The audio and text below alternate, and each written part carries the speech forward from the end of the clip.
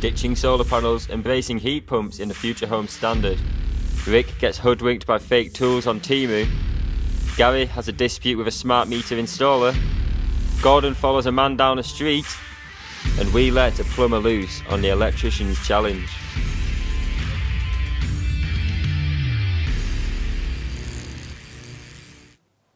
Welcome to eFIXX TV, our fortnightly stream here on Facebook and on YouTube. And thank you very much if you are watching us live.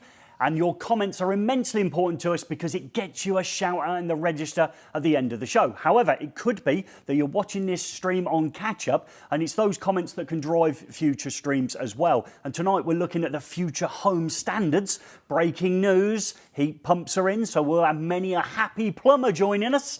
It's a little bit of a balance on that, Gordon, isn't it? Is it solar and extractor fans going as well? We'll come to that. We're going to debunk some of those myths as well surrounding heat pumps. Stay on for that. But we're going to need some experts because I certainly am not an expert in this field, Gordon.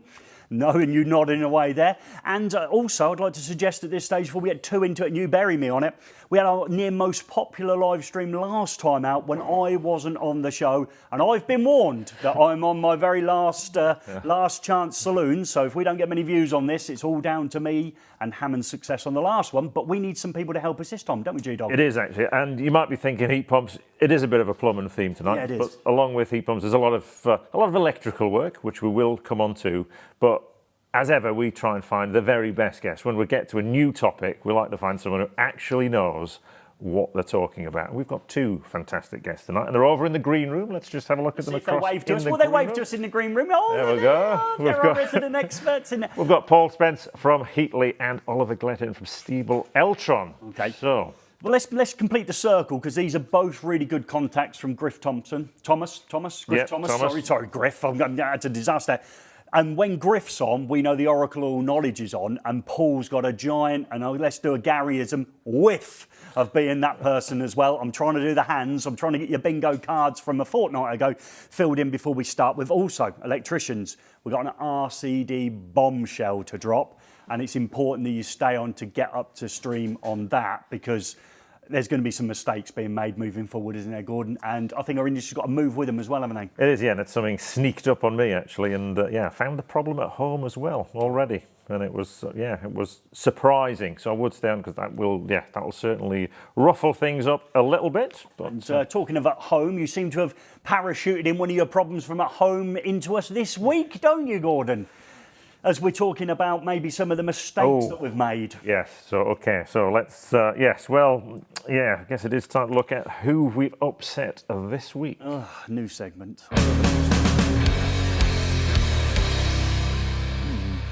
Yes, okay.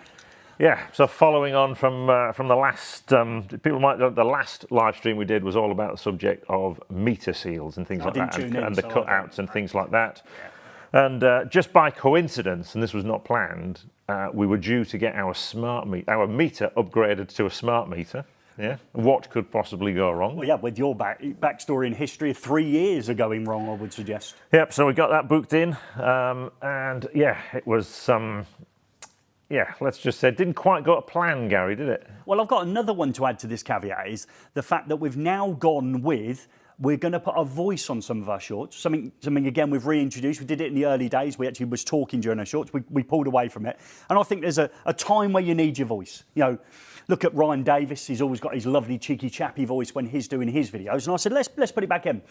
And we created a video based on the fact that we'd had almost our smart meter changed, didn't we? So we had that done. Almost. Yes, almost, yeah. You were involved again.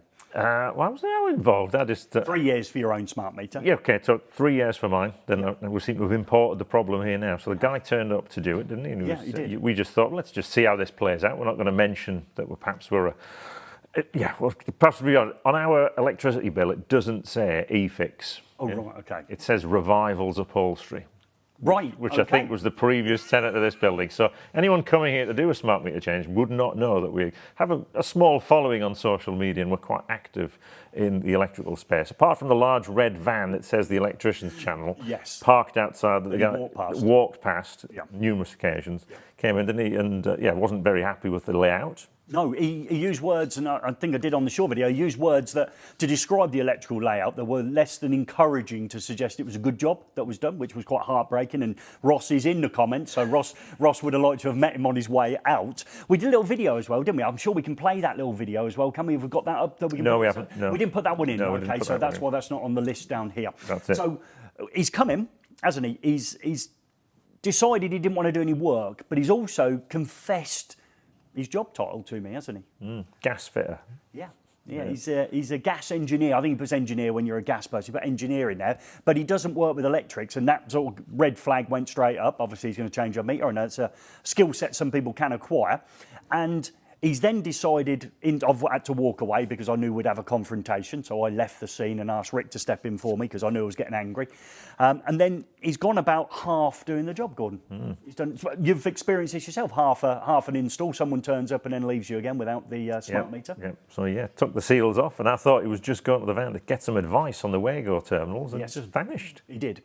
Leaving us unsealed. Yeah. Okay, we made a short video. Yeah. We did mention the fact that obviously our install was, and then you were on the phone to a good friend of the show, weren't you? Apparently Nick Raymore, at the time, I just said, oh, Nick, just look what's going on today. Obviously he knows my smart meter woes, and he just happened to be on the phone to Octopus Energy at the time. Right, okay. Who may or may not be our energy supplier. There are other providers. Yeah, and he sent it on, and within hours there was a phone call and someone rushing back to reseal it. He did, and the guy that came back was an incredible guy. We got a picture of the incredible guy. Is that something we can show? So let's show this guy here. Again, if I'd have asked his name, I would have forgotten it. But this guy here is an electrician. That was the first good sign for you.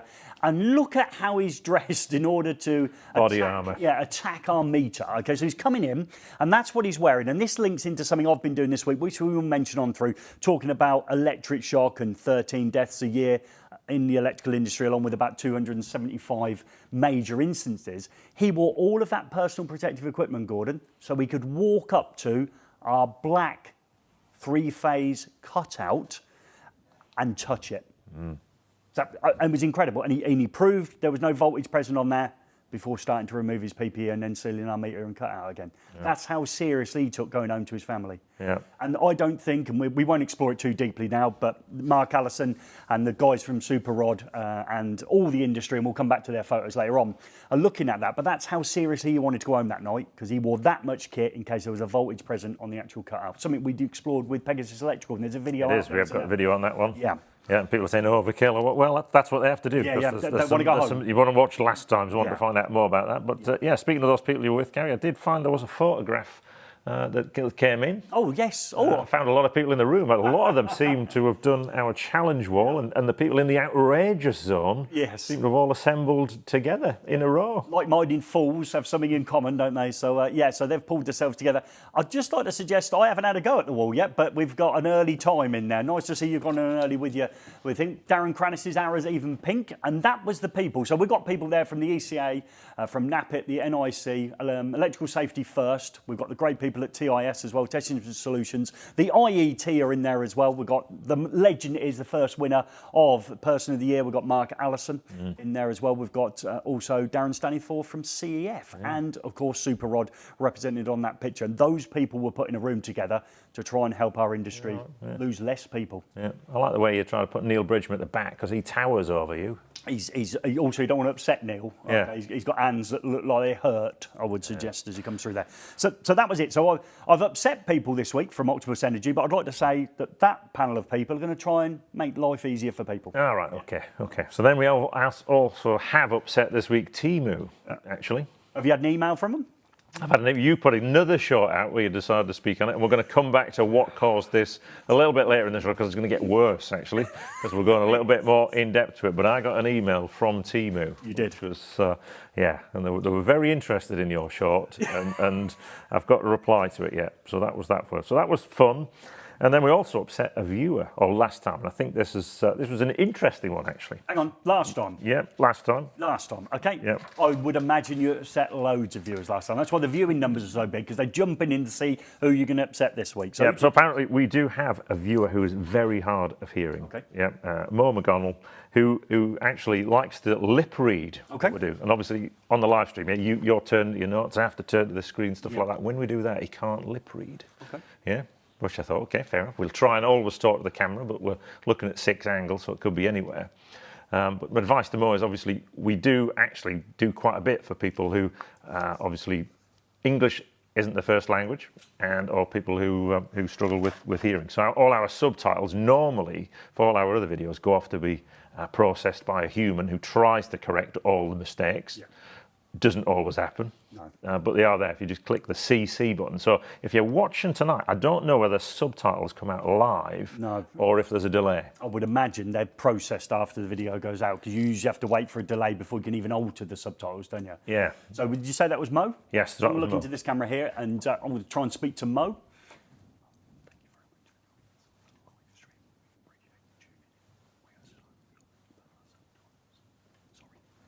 Okay, let's hope you got that message. Okay, as we go through there. But thanks for bringing that up, actually, because as I say, it's something we do spend quite a bit of time. We don't send the live for full transcription because it goes on for hours. It would cost an absolute fortune. Just a quick example of that. I got somebody 3 or 4 years ago contact me and say they rely on the subtitles because of the same thing. They actually rang me. I gave them a number, and they had a special person that did the call between us. So they were typing, they read the message to me. And I tried to go back and put the subtitles on over 900 videos to try and help him over a period of about 6 months. Right. And I went back and did that mission. And it was a big mission because I think it's really important. So thank you ever so much for that one. So that's that. So I've upset Temu. Okay, we'll see that later on in Rick's Tool Time. We will see that later on in Rick's Tool Time, so stay tuned for that. I think that's all we've upset this week, but a little bit of product news actually as well. Okay. So we've got some product news. Let's just have a little look there. Okay, no, another new screen. Yeah, new screen. So we've got, first up this week, Scame released a new solar isolator. And we've got a full video coming out on this. And isolators are one of those contentious topics. A little bit contentious. They are, yeah. So the thing is, for me, people are fitting them. Yes. Okay, so we can pull away from whether personal opinions or anything else suggests that you do or don't fit them. If you decide to fit something, I think there's a journey you need to go on. I think you need to probably pick something of quality, thinking about the voltage and current that it's actually operating. I think you need to follow the manufacturer's instructions. So we like this one because of its aesthetics as well. So if you can get one that looks pretty, that's always good as well. And I'm sure Mark Allison is joyous at this moment in time as well. So thank you, Mark. The video on the full review on this isolator will come out tomorrow. Am I right in thinking it'll be tomorrow? We've got a little short, John. I think we can bring a little short in. Let's just see. For me personally, again, there are torque settings on these screws, and we need to look and follow them, because that's another thing people don't do. You're given a point of failure if you don't follow the manufacturer's instructions. And we've got that little short that we can see, so this should come up on the screen. So this was done, me and Rick had a long time playing with this, including the long review as well. Super easy to install, it's very intuitive. But again, they've improved the design all the time, these manufacturers. Yeah, there's less to go wrong for electricians now. The terminals are the terminals now. There's nothing to worry about moving anything in there and looking for space when you pick a quality one.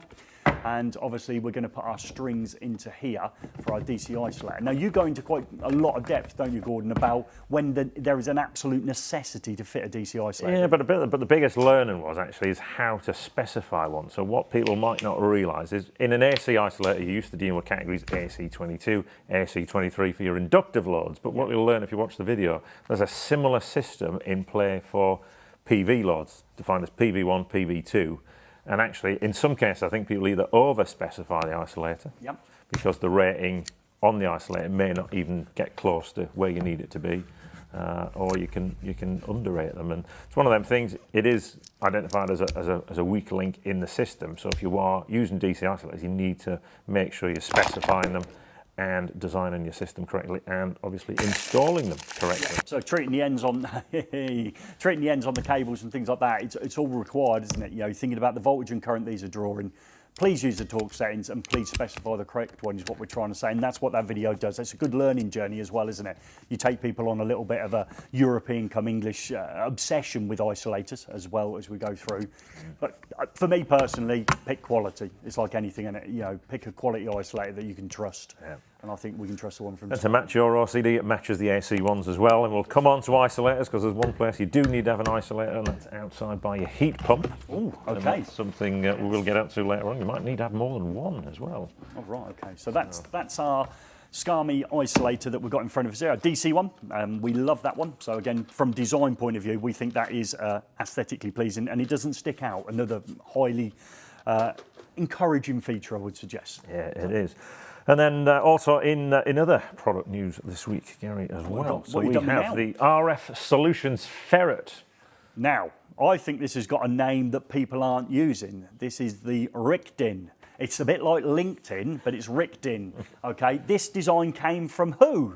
So this is RF Solutions, but it came from Rick. So we've got another little short video. We used this product last year in what's known as our toilet control system, or the TCS. We built that in there. So we have a problem, particularly on a Thursday morning after a trip to Mastabs, that needs emergency ventilation. And so the Ferret really solved that. We've got 2 switches to trigger the ventilation. One's remote in the workshop, where I have experienced this problem. And the second one is the hardwired one. So basically we're making a battery powered switch there. The Ferret goes in the control unit where we've got a PLC in there. And that's a good way of getting a wireless link into a PLC. We've got a little Cruise Air PLC. But the original one was just laying in there, wasn't it? Yeah, it just flaps around a bit. Otherwise we said it'd be good to have a DIN rail version. RF Solutions have risen to the cause and produced one. So we think that's a pretty good thing, and a great solution actually as well. It's a lifesaver, that system. It is, and again, that has got a hell of an extract on it, because I made the uncrucial mistake this week. So Rick had a katsu curry, okay, and Rick is the worst user of the toilet, even though we suggest other things actually in the video. He's gone there, and I'm in the kitchen area, and I'm starting to experience the katsu curry at this stage. So I went and stood outside in the fresh air. And then he hit the emergency button, as you should do politely, and actually extracted it all onto me standing outside. And it was, unpleasant, I would suggest. But what was nice is when he did do the air freshening, that also came out. So I got a big whiff of the air freshener. I thought you had a new aftershave. Yeah, no. It's not a good moment, that katsu curry. So again, thank you to Rick, I think. Yeah, Rick and RF Solutions for coming up with an idea that solves the problem. And that problem there has been solved. So that's great. Have got any more? Yes, and the final one is obviously your favourite cable of the moment. The Earthsure is now shipping, I believe. Yes, it is, yeah. So I think they had a pre-order when I spoke to Aaron of about a million metres. Right. So he had to order something like £450,000 worth of copper or something like that. It was a substantial purchase in order to get that out to people. I've obviously taken it out to colleges as well. So some colleges in this country have been the first people to see that. So that's been nice to be in that position. And again, I'm out for a couple next week. But yes, it is landing this week, next week, and thereafter. So we're off and running with Earthsure. So that's it. So that is our product news. That is our product news, and some feedback in from Richard Brewcross at Sockets there that Facebook do live subtitles on Facebook. So I'd love to dive in and see what that comes out like. Yes. Which perhaps we will do in the future. They do get better all the time.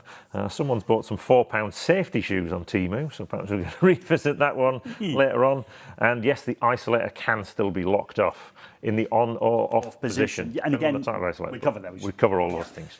Just a quick thing there, Richard Brooks is in there, so thank you very much, Richard. It's super that you're in, obviously, the comments. We'd like to thank Super Richard, won't we, for being in there, because we think this week we've done super work for... We have done super work for Sockets this week. Thanks, Richard. Super thanks. Yeah. He's doing a bit of moderation tonight as well. Is he? Is he moderating? You give him moderating tag? He's moderating away. Yeah, thank you very much for coming in. But again, Socket Safety Shield went out, and I think it was another big hit, wasn't it? Especially on Facebook, so that's good. Is it time? It is time to get on to some meat and veg, really, Gary. Yeah, now under the topic of heat pumps. You look like you haven't had much meat and veg for a while. We need to bring in our guests. So where are they in the green room? There they are. Look, they're watching the show then. Right, time to bring them in. It is time. Go on, Poy. Come on. Yeah, it's that one. Paul Spence from Italy and Oliver Gledhill from Eltron. Now, well, after me, after me. Gentlemen there. Yes, there we go. Right, so take a seat. Oh, you get that seat. I'm on this one. Yeah. I don't normally get to sit near Griff, so he normally just fires questions at me. Right, so welcome, both of you. Yeah, we've obviously had some time together today. Some of it was a lot slower than other times we've had together today. So we're going to ask you, Paul, just in about 60 seconds to tell the audience that may or may not know who you are, something about yourself to get our teeth into it. Okay, well, I've been a heating engineer for 45 right, okay, years. Then now your turn. Please stay on the stream, please stay. Yeah, go on. Heating engineer for 45 years, wow. Yes. I started out at Hayden Young's in Leeds, a commercial industrial company, hospitals, power stations, that kind of thing. a number of years in the armed forces in the senior service, I might point out, as a marine engineer, and then set up working for myself, and latterly working for Heatley as a technical manager on their platform for developing the end-to-end software for heating installers to provide the package for fitting a heat pump more easily. Making heat pumps easy. Making heat pumps easy. That's what we're trying to do tonight, make heat pumps easy. Right, all I got out of that, you used to do Dad's Army. That's what I got out of that. There's some sort of old, ancient sort of military thing, so it must be Dad's Army. But we'll come on to the Heatley app later in the show, because it is a brilliant bit of kit. I mean, this is like, this could almost help electricians even. Yeah, no, it's fine. But don't panic. We've mentioned app. Don't go anywhere. Oliver.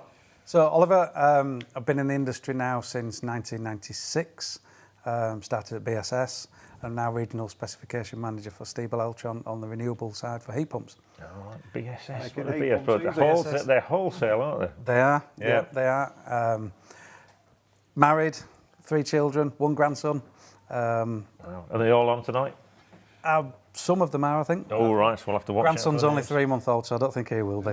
He can watch it back later in his life, don't worry. This will be coming out for years in the family reunions. Where's Gary off to? Just going to get this. Just trying to plug it in for me, Gordon. What's that? Well, I want all our guests to feel like they're at home. Yeah. Okay, so there's nothing worse than not feeling... There we go. Yeah, so is that all right? So, It's not quite warm enough. It's not quite warm enough. No. Yeah? It's got a look about you, Oliver, that you've been dipped in tea, haven't you? So I'm sure we're going to get on to the many travels you've had. Yeah, so we know you own a tanning lamp, and they're not cheap to run. We're going to try and go green this evening, aren't we? And see if we can make ourselves carbon neutral on the way through. But before we get to that, Gordon, I think it's your turn. It must be a Grace Gledhill, is that? It is, yeah. There you go. Oh, well, there we go. We're on. And obviously our guests, first time we've actually had plumbing people on the show. And we're going to delve into some plumbing wiring later on. And Paul, I suspect, is going to fight back. We've got one on screen there, Joe. Mm-hmm. Yeah, so there we go. A bit of plumbing wiring. We think plumbers have got their own colour of blue that's a little bit darker than electricians' blue.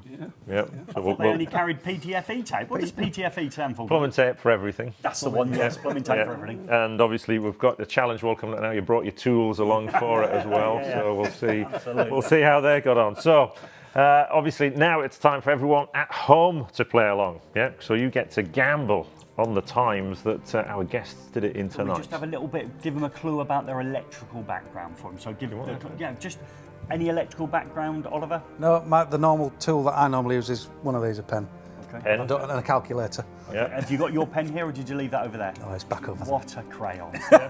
So, you can get lit. Any electrical background, Paul? Oh, I've had a bit of electrical background, yes. I've done quite a bit of electrical work over the years. You are a plumber, so you've dabbled. Plumbers do. Manage an S-plan. Well, the thing is that plumbers often have to put right electricians' work, and that's quite common. Wow. You can see where this is going tonight, can't we? Yeah. Anyway, so it is time to get your times in. If you think that Paul was fastest on the wall, put Paul in his time. So Paul, 3 weeks, 27 days. Or if you think it was Oliver was fast on the time, put Oliver and 2 minutes 33 on there for the time. And if you're the fastest one, people are in there straight away. And you get to win a prize. Yep, and the only way you can obviously claim your prize is obviously be on when we announce the winning time, and then ring the burner phone within 10 minutes, and then you can claim your prize by giving your address over to Jenny, who's over in the corner as well. Oh, and those times are flooding in now. They're flooding in. So do you know your time? Do you know? I have no idea. Do you know your time, Oliver? Yeah. I hope it's not 8 minutes 23 like Joe Hammond's put. Joe's not off the wrong. Joe did text me earlier as well. So interesting one now. So we got no electrical background, and obviously you're a fully qualified electrician because you're a plumber. So that's one of them. So have we got enough times in, Gordon? Yeah, we have. Oh, a few plumbers tuning us. But Nick Earlham there in the comments there. So yes, there's people are thinking it's going Paul's way. Notice the family haven't chipped in. That's good, isn't it? Yeah. What would your wife say? Obviously, if you don't win, it's the tiny violin. Yeah, that's it. We've had a few of them today, haven't we? Your tiny violin. We don't know who's up first, and we don't know who's got the quickest time. So Millie Dimbleby, is that something? Daughter's friend. Oh right. Oh, smashing. That's it. No, just need a speaker time in there. Oh, right, everyone's going. Obviously, obviously family are supporting you. Neil Bridgman thinks it's going to be outrageous. There's no time. No, well,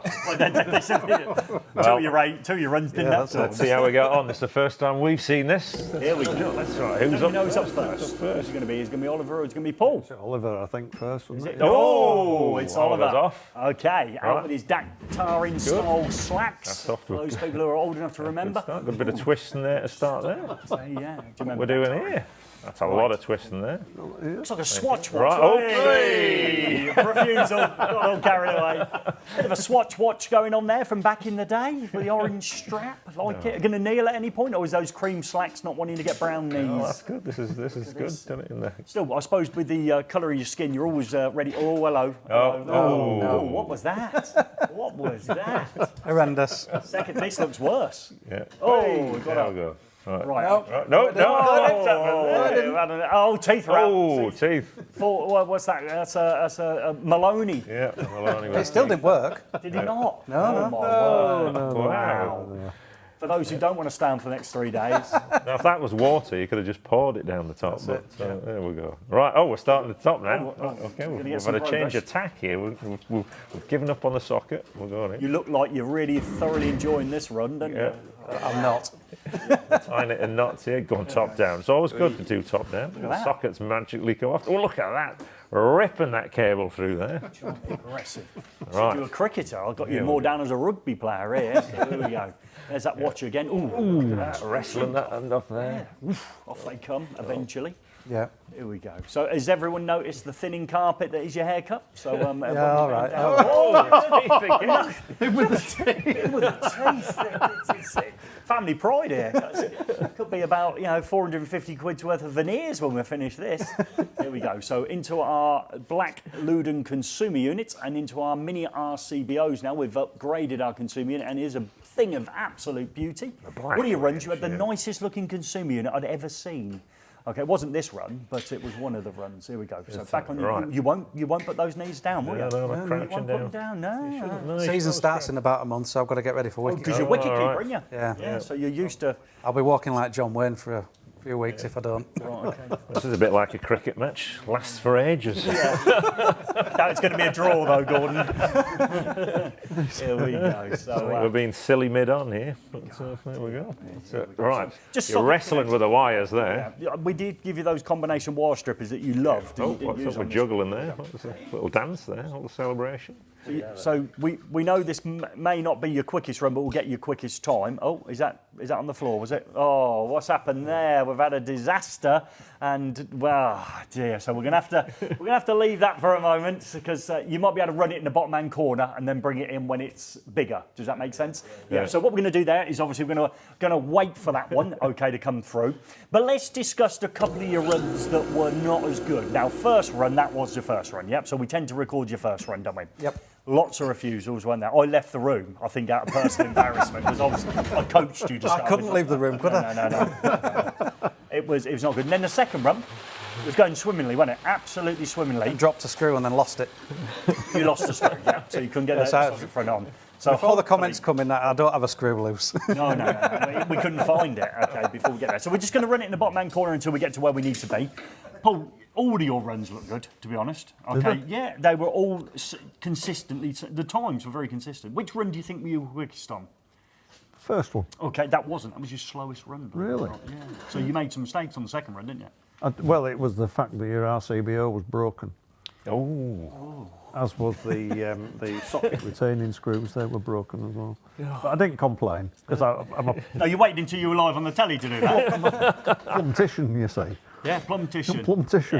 Yeah. You're an absolute plum. We find the way to make it work. Yeah. All good. So obviously we're going to pick up the live stream in a minute. You're not confident you won this, have you? No. No. In order that we get through on that one. You're overly confident because you're a plumber. I'm not. You properly are. No. Just for the record, you wore your coat all day. Why have you wore your coat all day? It's cold in here. Yeah. If you haven't got a heat pump. It's all about making heat pumps easy. Yeah, it is. Yeah. That's the thing, isn't it? That's it. There we go. So we're just missing your obviously thinning haircut. Is Dad bald? He's thinner than me. I didn't say about his weight. What about his hair? But do you think it's the vitamin C from sunlight that's ruining your hair? Do you think it's one of those? The vitamin D maybe as well? I don't know. No? I don't know. Three kids, that's what it is. Well, I've got a full head of hair? Yeah. Yeah, well, so it's not the sun then, is it? Do you tan better than your wife? Oh, of course. All right. Okay. There we go. Let's go back to the live action then. So we're back into the live action there. So we're back down at the socket. We know what happens down here. You're going to chew all the ends of the cable off. You got a nickname at cricket that we can pronounce on the telly? No, I just get Ollie. Yeah. We've had to call Nice you and Oliver. original. I was going to say, we've had to call you Oliver all day. Okay. So here we go. So socket outlet to fly lead wise, where did you go with the fly lead? I think I forgot about it at first, didn't Did I? you? And then, yeah. Did it fall on the floor at any point in one of the runs? Did you get it in? Little dance here. Look at this dance. You see that? Yeah. Oh, here we go. So fly lead goes in. So yeah, and let's see. Oh no, it's fly lead back on the floor. Yeah, is that right? Is that where we left you? Looking for a fly lead, or was it a socket? Oh, just looking for the socket. All right. Okay. Here we go. Good editing, I would suggest there. So not a knee down. So we're in the effectively the marriage pose almost there. If the knee had hit the ground. Did you propose on your knees to your wife? Yeah. Were you crying or was she? She was. Hasn't stopped, has it? Duck, they're saying, is his nickname. Duck. He's got 3 centuries and his high score's 150. I asked him at dinner. And you burn in the sun, it says here. So we've got great, the family supporting you here. This is great. We love the family joining in. This will, again, the grandkids will be watching this back. Right, here we go. 2 sockets, the screws to go in. Using the fingers, so there we go. Right. That's good. But yeah, the second one was embarrassing, wasn't it? Because your time was crushing it on the second one. Time were good till I lost the last screw. Yeah, One screw and that was it. But it wasn't far off that time. Okay, now here's Paul up here. There we go, still got his coat on. Yeah. He's obviously been into a house with a heat pump, so he's put that on. So here we go. So, you've got a bit more air for your age, haven't you? Not bad, that. Not using the screwdriver there. No, that's right. Right, here we go. Put with your trainers on as well. So, No escaping there. so out with the Doncaster cables, we're going to get a nice view inside our using a bit Lewden of tape. Yeah, I like a bit of tape. PTFE. Yeah, PTFE. Get it in there. Yeah. Right, here we go. Now, you didn't follow my advice, and sickeningly, wasn't it? Well, sickeningly, it went round every time. I like to see people ploughing Bit over. of experience. The black. It's the first time you've wired a black consumer unit. I like them. I hadn't seen it. I went in last never week. seen them? Yeah, like 2 weeks ago. I didn't see it. Yeah, the first time I actually experienced it. And obviously with the mini RCBOs, you've got that little bit more room as well. Oh, well, we can I like see it. more through there, can't we? See more action. Yeah, we can. The old face cam. Yeah. Right, here we catch go. in there. So there we go. No, you did use a lot of copper, a lot of cable there. Hold it back. Yeah, did you pull it back? There's no need. There's no need. But, And this is where we broke our RCBO. Yeah. So, it was. Which one did you break? The neutral or the line? Yeah. You don't know. No. Yeah. Brown or the blue? Does that help you? Sorry, I went all technical on you there and actually used their names. Okay. Right. Oh, no, look, you did pull it back. Yeah, that's What a... conserving the cable there. Right, here we go. So did you do my trick? Did you pull it long? No, you didn't. No, you said you were going to do that as well. No, well, I had second thoughts. You give up on it, yeah. Yeah, I had second thoughts. See if it works out for you. People think it's sponsored by Timberland here, so that's the. Right. Yeah. Right. Oh, kneeling, bit of kneeling there. Too tall for it. He's having to bend in. Have a look. Yeah. Yeah, can't see it. No one using the step there. Rick's leaning over your shoulder, blowing in your ear. That doesn't Yeah, help. it don't. Go. Well, it was all welcome, wasn't it? Here we go. Right. So we just these screws away from it. There looks like less editing in this one. I think it's a good sign. So we've seen more of your install than we perhaps did. Thanks, Gary. Drop the driver. Imagine if it was your blowtorch. Sorry about that, love. Your carpet's wrecked. Oh, we don't use Don't worry about your curtains. Blow You work in any royal establishments, did you recently, with your hot blowtorch left Should all behind? be. They should all be. What do they call them? Those little. With the lanyards. Yeah, lanyards. Yeah. Okay. Wow. Have to rig some lanyards in there. Right, there we go. I know you're putting the floorboard back down here. here. So 2 screws, you did sensible, you didn't lose it. I don't think you made many mistakes at all on either of the 3 runs. I think you were unbelievable. Right, It was good. It was good. So sorry about that, we had to see that one twice with, as we go through. So, time of truth. You've had to sit through dinner and not know what was happening. Yeah, you're sitting above the tool from above, you didn't know about that, you didn't know about mass staffs. Yeah. Do you know anyone on the board? You'll know Griff. And Griff is on. The only name I know on there is Griff, Be worrying now. Yeah, dream on. Paul, you're not. And Oliver, you don't know anyone on there. I've just know Griff, I think. All right. So, Ollie, there's 2 boards. Yeah. Oh, yeah. I think your neck's gone that way a bit too quick, Whiplash. Who are we going to start with? Oh, this is interesting, actually. This Can't be. And interesting, you'll notice Rick he's been relegated. I've managed to put Rick over here. He is the fastest person on the slow board. Yeah, there you go. Rick is the fastest person on the slow board. Well, we'll go with Ollie. Oh, Ollie. It's changed to Ollie on this now. Yeah, so you actually did this in. What do you think you've done it in? Let's have what you think you've done it in. As long as I'm that side and not that side, I'm happy. Yeah, but he always throws people where we stand there and walk across you there. Well, he must have improved since that run because he actually did this in. Yeah, I'm going to be shuffling these around. We're in the sort of retired electrician territory here. 4 minutes 25. Oh wow, That's that very is commendable. unbelievably I'm happy respectful. with that for a pen pusher. Yeah, absolutely. And as we get a closer look, we can almost see the after sun hasn't all rubbed in, has it? Look at it, after sun. Look at that. Unbelievable. And more mid-table adjustment Let's going just have on a here, look at Gary. that. He's unreal. Where are we? Wow. 25. That is Gledhill. decent. Yeah. That is decent. I wouldn't. Paul's worrying here. Yeah, I'm shuffling these around. People. Right, Paul. You actually did this in. Yeah. Oh, you're putting me under pressure now. What do you think you've done it in, I Paul? have no idea. Do you think you're quicker than Ollie? Well, I would hope, maybe. I would hope so. What's the first I'm one? going to have to obviously write Plumber on here, actually, just for Plumtition. Plumtition. Tish. And okay, might have to. People won't be able to read that, but I'll watch this back. Is a 4. Second one's a 2, and a 3. You actually did it in 4:23, 2 seconds faster Than a pen pusher. That's about puts a plumber in his place, doesn't it? Ollie hadn't seen a screwdriver before he arrived. Plumtrition. Yeah, look at that. And if you can take satisfaction out of being a bloke who owns a pen, beating him by 2 seconds, that's a reflection of you. I'm quite happy with that. I'm quite happy with that. Oh, I was shouting at you when on that last run. Yeah. Come on! It was so close. I actually thought you dead heated on the last one. And that was only because I'd got your time 2 seconds slower, actually. You actually did the first one slowest, the second 2 times, sorry, times 2 and 3 were identical.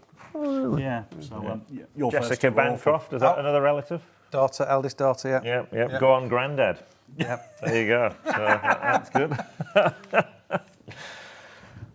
And again, someone said you look a bit like Peter Kay close up. I get that, and I also get David Cameron as well. Cameron. Wow. Limited edition T-shirt. It says on the back, as seen on eFIXX TV. Okay, so Thank you very much. look, you get one as well. So look. Oh, dear me, brilliant. The only way you get them is by doing a race wall. Nobody owns one of them. Well, one of my mates does, but unique. nobody else owns one of them unless you've been on the The town. unique, them. Congratulations, got the right time with Sean Dempsey. He's got 10 minutes to phone Jenny on the burner phone. Yep. Sean's got the phone number. Yeah. Sean's our super duper regular. He is. Yep. He is always in. He's always supporting the channel. He's So always we'll giving us a hard wait time. for that. We've got 10 minutes. We'll check if you really are there or it's a bot in the comments for Sean. AI Sean. Yeah, and obviously we have to remember, obviously the slowest person does have to clean up as well, Gary. Oh, so no. Just have a look what's happening Should have there. known that then, shouldn't I? Really? That was a There bit you of a go. giveaway. Look at that. Oh, dear. Look at a bit of clean up there. Into the green cable bin. And Obviously the hustle here is Doncaster Cable send us the cable, you turn it into scrap, and we cash it in with the green cable bin. They come and collect that. So it's a fantastic service for electricians. I think they actually will take non-ferrous pipe work as well, as long as it's not plastic.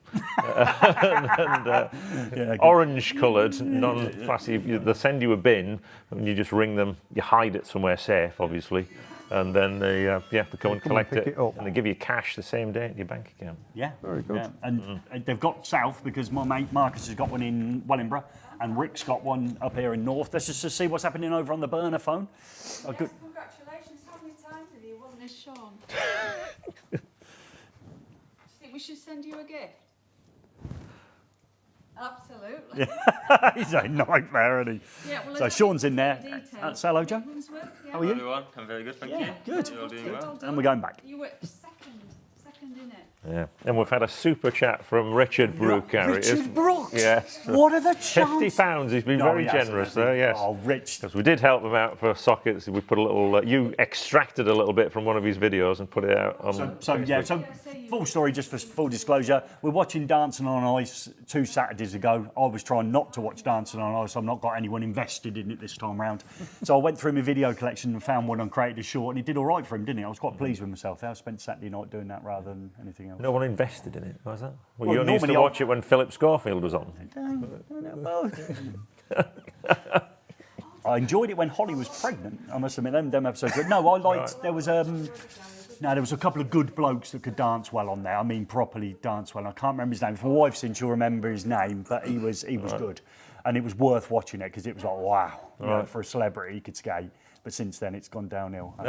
You know me and names. I'm never going to remember them. Yeah. No. So now he edits videos while dancing on. Yeah, while dancing on. If you want anything, send them in. Yeah. Anyway, thanks for that, Richard, and hopefully that video has helped a little bit. Yeah, so. that's what we try and do around here, and that's why obviously I was at that thing for safe isolation this week as well, because eFIXX like to help. Okay, well, we're going to help the electricians now, aren't we? Because we're going to look at this proposed document. Now, it was proposed, Gordon, wasn't it? And then it had a closing date, didn't it? Yeah, well, let's just bring it on screen. We've got the Future Home Standard, which has escaped a lot of people. Basically, this is how we're going to be building houses in about 2 years from now. Okay. Obviously, that's probably 2 years from now. If I don't know if it's the old usual clause or we had planning on that 20 years ago, so we can ignore the regulations. Yeah, plastic fuse board, ACR CDs. What's this? Grandad, we love you. Grandad, we do.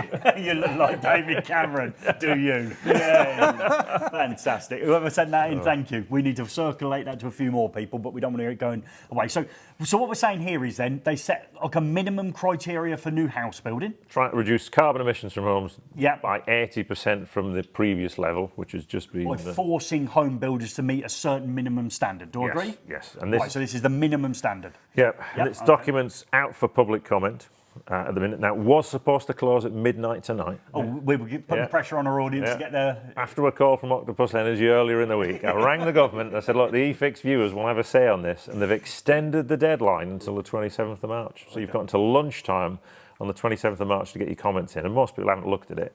But it's worth looking at. We're going to just dive into some of the guts. You're lucky, aren't you? Because heat pumps are baked in.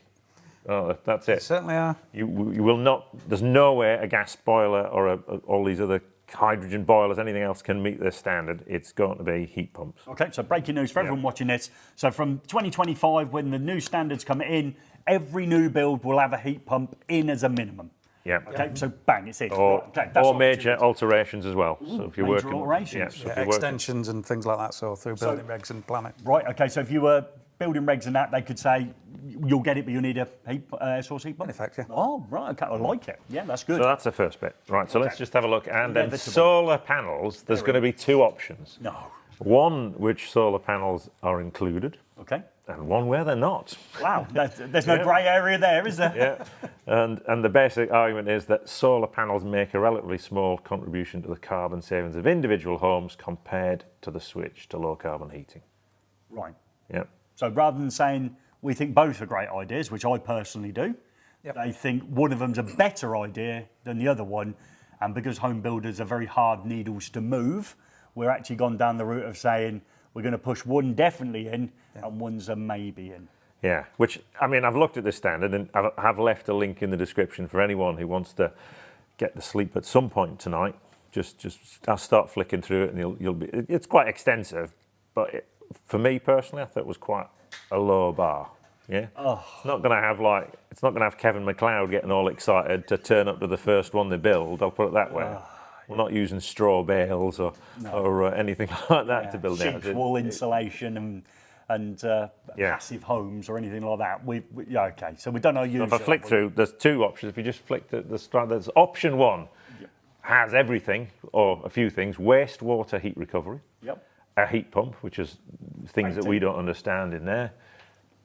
A little bit more airtight. It's got a DMEV ventilation system, which is actually another way of saying extractor fans with trickle flow and trickle vents in your windows, and 40% of the ground floor area equivalent as solar PV panels. That's option one. 40%?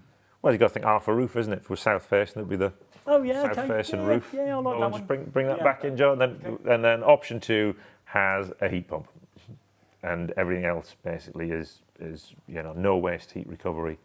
Wow. Okay, so like you said, set a low bar and give us a choice between one or a bit more. And relies on poorly built standards to get the ventilation. Should we say that? That's a bit cruel, isn't it? Bit of a leaky building. Bit of a leaky building. So that was the problem we had to start with, wasn't it? Because energy was so cheap back in the day that you could put a boiler in there, have it firing away on full rip in order to make the place warm, and it was still probably leaking stuff, but it wasn't a problem because energy was so cheap. Yeah. Now, just to blow this myth out the water, that the radiators you've got with your gas boiler, they were never designed to dry close. Okay, that was not their primary function.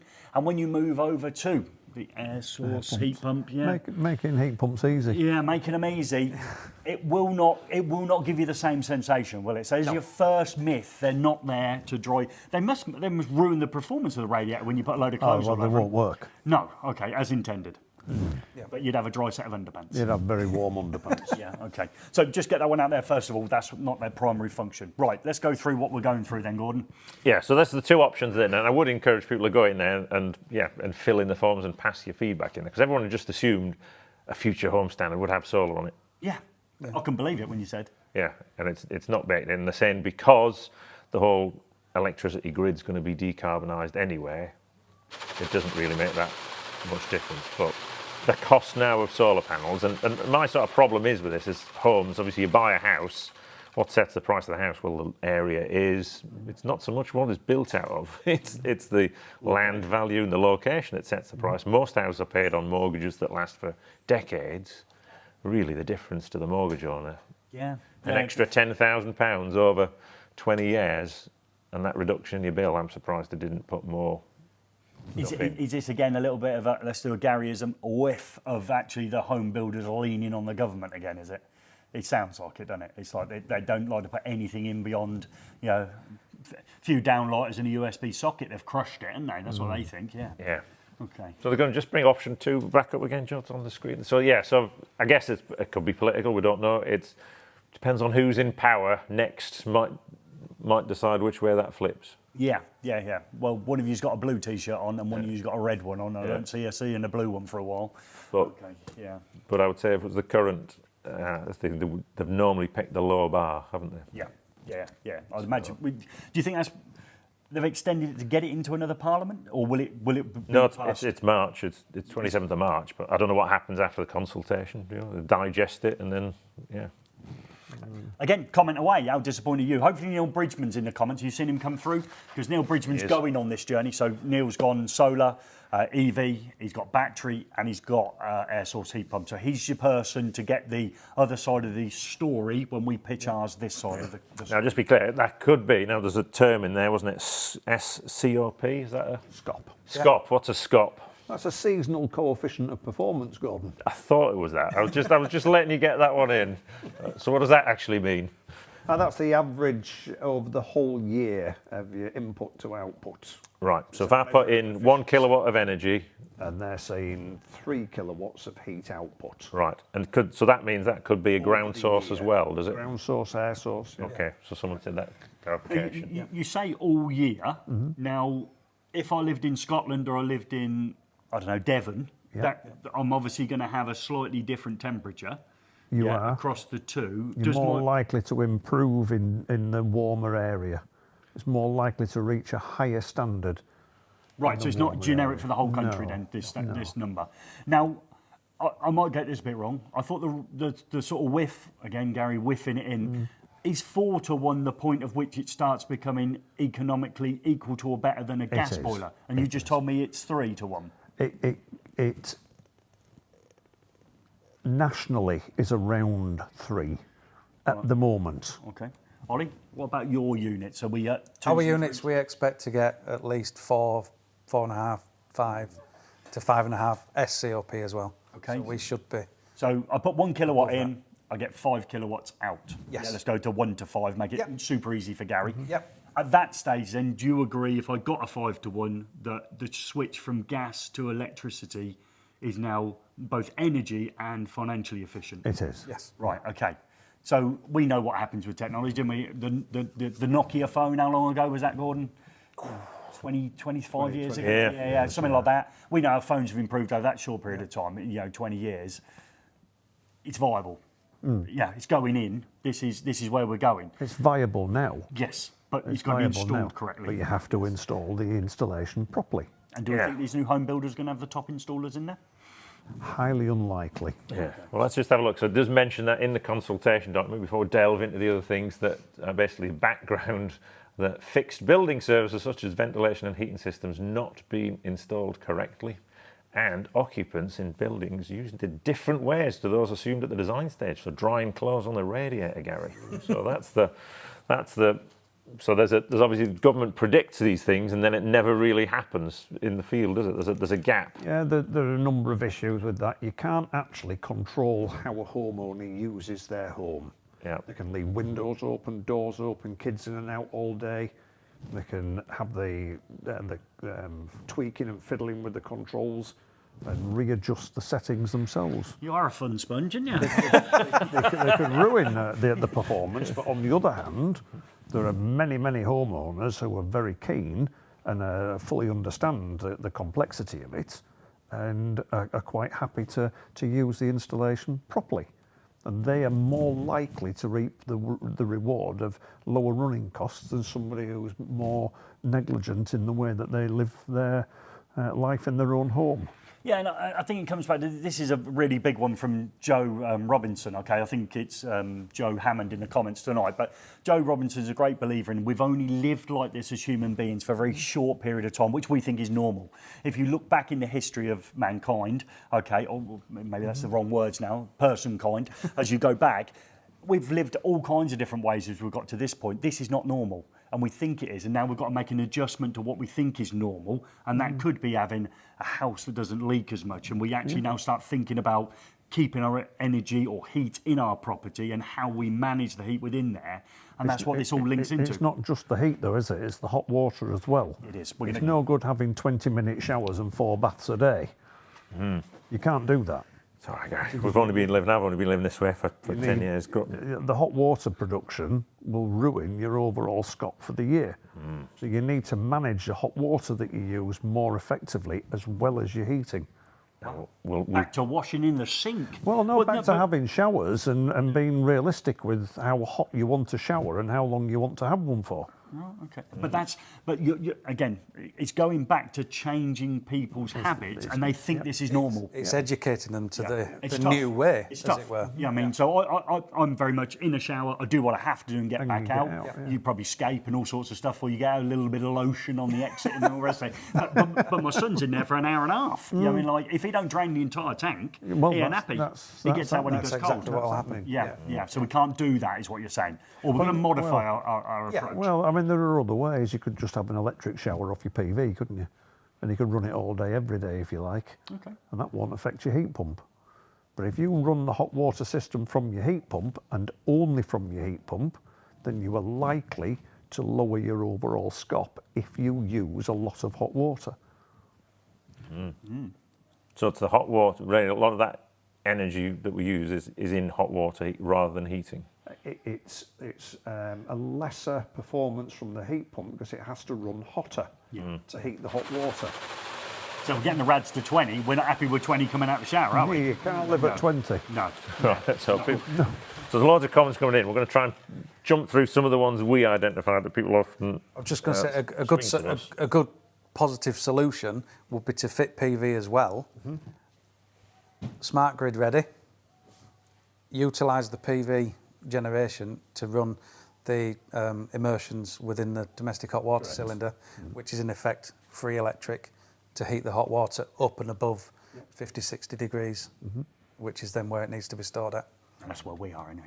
We can talk about our apps. There you We've go. got the same app, haven't we? Has yours been updated?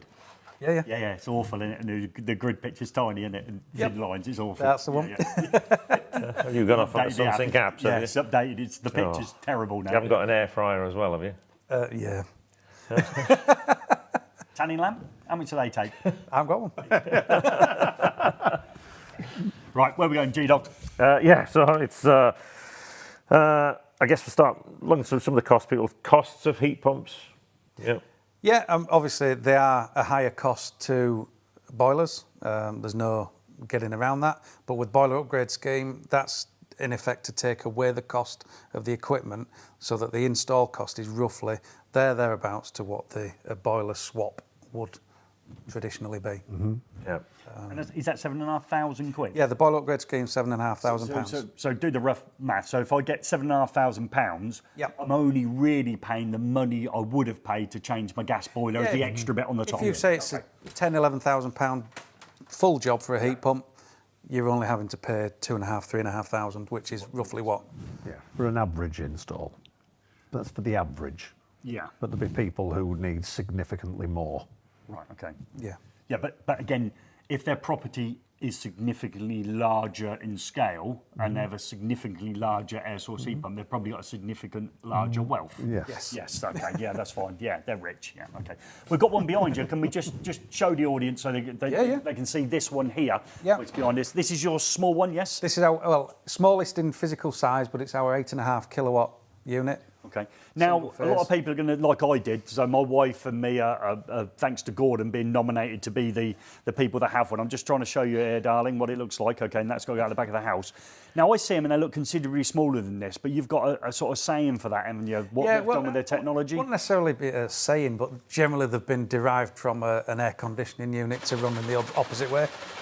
So that's So why they are why they are look smaller. like an air conditioning They're unit. made for aircon, not made as a heat pump. Okay. And that's designed to do the job it's designed to do. Yes. What's it saying? Gary needs more. 4 baths a day. Yeah, something like that. But again, it's mindset, isn't it? It's changed. Yes, So people it will is. look at that like I did and take a deep breath and think, I've got to sell this to the wife. But we've got to go on this journey together. It ain't going to work. Yeah. If we don't all sort of hold hands and say this is the new norm, there won't be a planet, will there? And I know it's a tough one because That's everyone lives for the moment, don't they? I don't care. I'm going to carry on. I'm going to have a new gas boiler and all the rest of it. Yeah, because there's no planet B. No, there is no planet. But I like that's one of mine. Do you like that one as well? Have that one I've as given well. you all you want, all of them You today. have. Yeah. Well, I gave you the one about putting your clothes on radiators. You're going to use that in the future. Said that last week. Absolutely haven't heard that before. I come up with that one. I sat there and come up with that one. Ollie, you can't have it. Yeah. So £7,500, we're off Yep. and running. We've taken this leap forward. Okay, that's where we're going to go next. Now, it's like on a new build because obviously they'll position it to suit and get it in. Obviously, you're going to have to make a few adjustments. Is there any other adjustments we're going to need to make? Potentially, possibly not. Obviously, radiator sizes that are correct for the room. In the past, we've seen that some of the installers listening in, or viewing, should I say, will have used the old Mia's calculator, which originally was 10% oversized. Right. They've then gone, oh, you need an 800 wide radiator there underneath that window. No, it doesn't look right. We'll put 1,000 in. So they're possibly 20% oversized to start with. Obviously, people are saying that you need 33% roughly oversizing, but you're probably somewhere near. What about those people that have perhaps jumped and took the old combi boiler? Yep. Okay, they got rid of their tank. Yep, Yeah, so got a you- nice little understairs cupboard, little pantry, maybe where someone put the ironing board in. Toilet, Gary. Toilet. No, it's not. My airing cupboard's opposite. I've got an airing cupboard. I'm on Clover. They're going back, aren't they? Yeah, you're going back to stored domestic hot water. Right. And possibly a buffer for hydraulic separation, but you can do systems with or without. I think we're just going to stick with the tank to start with. So you're going to have a hot water tank back, a Yep. coil inside it again. Yep, that's correct. Again, that comes back to what you just said about making sure you don't waste all that energy you've been using your heat pump on by just having 6 showers a day. Yeah. So again, there's another adjustment for people. They're a bit more plumbing work. I would suggest to put that back in. Yeah, Isn't it? yeah, definitely. So you've And got to go they on may this have utilised the cupboard for other reasons or knocked it out to make the bathroom bigger. So there is things Sucks to be them, doesn't it? Yeah, All right, I've got one. I'm yeah. all right. Which is what I've done, but we have got a solution. So, Oh, right, so that's what- you to took put one yours out and somewhere. you're going back in, are you? I'm going to put one back in. Yeah, Yeah, yeah. right. It's just been finding the room to put it in. Okay. I can always find a room in my house for something. You'll put it in your plant room. Yeah, I could have that in the plant room if it was on the outside wall, couldn't I? But it isn't. So yeah, I could put it on the other side of the plant room. Okay, yeah. So that's a couple of great points. The radiators being key, isn't it? The radiators need to be sized specifically to the flow temperature that you're selecting to achieve the output from your heat pump. Because you can't just take it as read that the output will be exactly what's stated on the data tables. You have to know how to change the figures to suit the sizing that you require.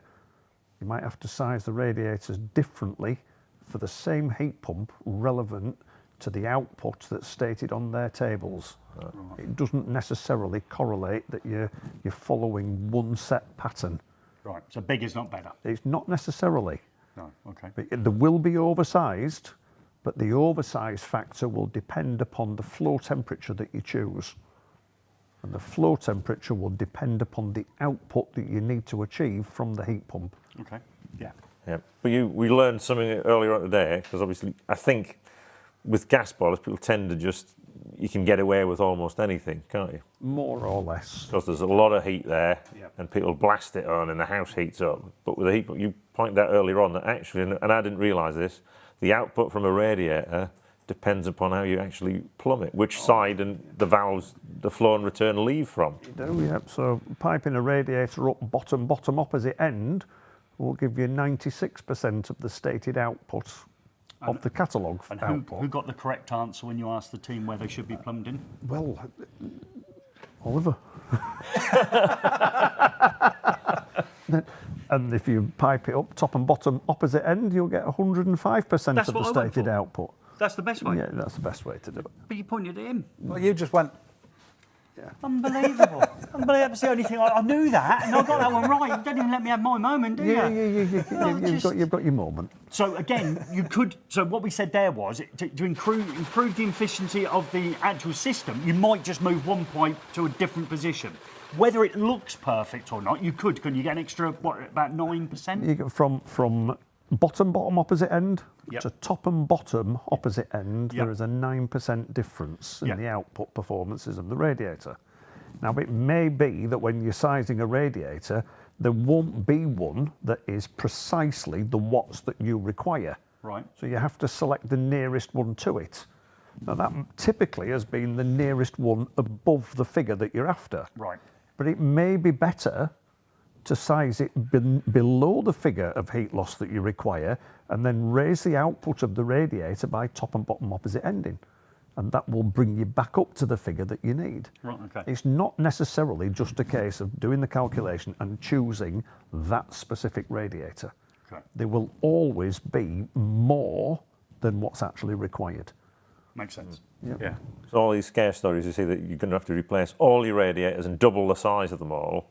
That's only if you need to go down to a much lower flow temperature.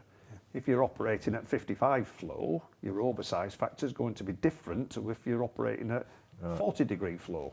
And what sets that flow? Is that the heat pump or the? The output tables from the heat pump manufacturer.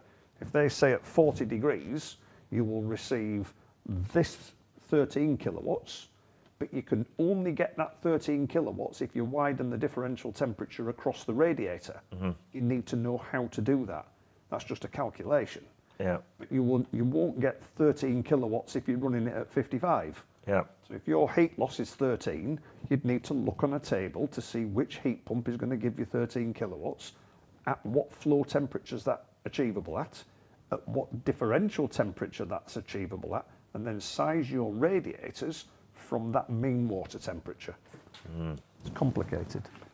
Well, you're making it complicated because you're a plumber. You're not trying to sell me this stuff. I mean, I'm already in. You're a plumbtician. Yeah. Paul's making it complicated till he produces Heatly. Yeah. Oh, yeah. There'll be an app later on that tells you how to do all this. And I've played with that app and it's incredible. So, if I can work it, anyone can. Well, certainly a plumber can. So if a plumber did it, obviously an electrician. Well, it's making heat pumps easy. Yeah, that's what we're trying to do today. So someone said on here, you do not want the floor temperature at 50 degrees. It would cost a fortune to run. Yeah. So the point is that some people cannot afford to change their radiators. Yeah. They cannot afford to change their pipe work. So what do? Right. Well, they would have to have a heat pump that's running hotter and sacrifice the efficiency because they can't afford to make the leap to having the radiators and the pipe work amended to lower the flow temperature. Yeah. So it's a compromise then. I've got X amount of pounds to spend. I can afford X, I can't have a Rolls Royce for Morris Minor money. Yeah. You have to pay what's proportionate for the job. Yeah. Yeah. Tesla Sportage for the newer generation. Well, they're all electric these days. So yeah, that makes sense, because what we're trying to do is raise the temperature up, but we're not going to raise it up because we're so used to seeing it from freezing cold to burning hot. And that raising of the temperature, say we want to get a room to 20 degrees, the less energy it takes for us to put it into the system might mean it takes a little bit longer to raise to that temperature, but that means the cheaper it is to run. It'll make it cheaper to run. It doesn't necessarily take longer, because you're still putting the same amount of energy into the water. You're just running it at a lower temperature. Okay, so I've got 95% of that right then. Nearly. Yeah, that's good. Yeah. No, but it's just trying to say for the lower the temperature you're running your air source heat pump at, just think of that as it's less money. Much cheaper. Yeah, but we can get the heat out into the room or the hot water. But remember, the hot water, to get it the full tank back to hot, is going to take a bit. Typically, you'd run a hot water cylinder for 6 days a week at perhaps around the 43, 44, 45 degrees. Yeah. And 1 day a week, you'd sterilise it to 60. Right, okay, for Legionellas. For Legionella. Okay, that but makes the rest sense. of the time, keep it cooler. Yes. But similarly, if you had underfloor heating, you're only going to run that at 30, 32, 33, 34 degrees. Yeah. So that's much lower than a radiator system. So when I go and have my shower, that's maybe on the hot water system, we're going to be virtually running a lot more of the hot aspect of that You're through. going to run that down right now. Yeah, but whereas now we mix the hot and cold, well, your hot's not as hot, is it? Just think about this. Go on, I'm What's thinking. the point of heating hot water And then up cooling to it down. cold No, water? I've always said that. No, you're right Pointless. there. You might as well just heat it up to what you need. Absolutely. No, I totally But you agree need with to that. heat the whole store. Yes. Yeah. Top to bottom. Yeah, but it's a mind shift again. That's difficult to do. Yeah, if you said, you went to your tank and it was 40 degrees or 45 degrees, you'd be like, well, that ain't very hot. Can I have a shower? Yep. But it's mindset. Mindset. Got to change. Yeah. Yeah, it's good. I'm all over this. Yeah, you're all Just over same one here, Ollie, whoever Ollie is, obviously not me. Yeah. If it's a lower temp, it must take longer to heat the room, surely. Yes, it does, but the idea of heat pumps is to keep that curve on the balance rather than on, off, on, off. If it's lower temperature, you just need a radiator or an emitter, underfloor heating, with a bigger surface area to move the same amount of energy. Yes. That's all it is. That's why floor heating works better. Don't relate heat Yep. to the specific bit of energy.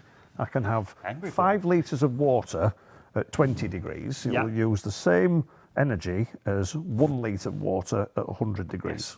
Yeah, totally agree with that. Yeah, so same principle. Yeah, I'm on it. I've got that.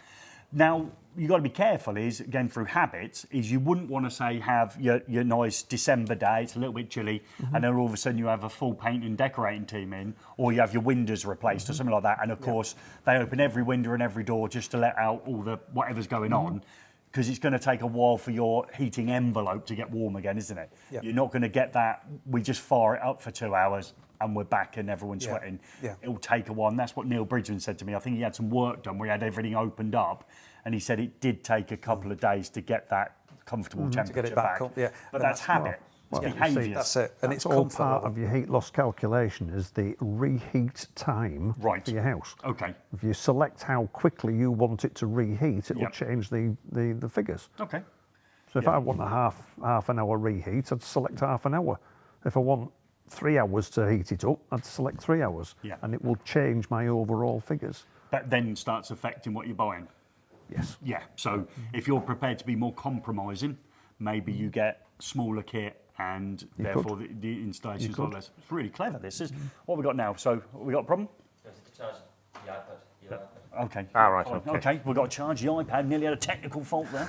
So you might need a charging lead. We've got a USB-C down here, so we never have a charging lead. So that's good. All makes sense, but again, it's mind shift, isn't it? We've just got to think about it. So where we used to talk about, your good mate, Mr. What's his name, McLeod? What's his first name? Kevin McLeod. Kevin McLeod. Oh, He's Kevin's got my a good photograph with him. Again, I didn't get to go on that show. He walked around like a lapdog with him all day. You actually did a presentation with him, wasn't it? It was Kevin was brilliant. Uber cool. Yeah. But he talked about things like passive houses. We're not going to get there by the new home standards. But that's crucial, isn't it? We don't want to, once we've got this area warm, we don't want to let it all go, do we? No, of course. Fabric first again for you as a company? Yep. So Insulation, and move from Love a there. bit of insulation. Yeah, you do now. It's on a training course. This is one of the benefits of the Heatley app, you see. What you don't want to be doing is sizing a system, fitting it all, and then retrospectively insulating your house. You will ruin your system. Right. So you do it, yeah, makes sense. It's always been fabric first. Fabric first. Yeah, fabric first. Yeah. That includes windows, insulation, etc. Get all of that right with first. a comprehensive heat loss report, Yes. it will tell you where your greatest heat losses are. Yeah. It'll tell you whether it's through the roof, through the walls, through the floors, the windows, ventilation. Yeah. Okay. Is a killer, and it will give you the report and then tell you what you could do to mitigate those losses before you size your heat pump. Yeah. Because you're going to readjust the heat loss by doing so. Yeah. Which should lead to lower And every costs. pound you put into your insulation may permanent. bring Cost of it running. down, Yep. and then over a period of time you can see the graph going the other way. How much you've saved by investing, say, 1,500 quid in insulation. So you would say that, obviously we see these Daily Mail headline stories of like, heat pump disaster, stuff like that. You'd say most of that is down to poor design. It's design, it's not the machines, Yeah. it's not the ideology, it's the way that the design, the system's designed, the way they're fitted, and the lack of preparation before it's the task is taken on. Yeah.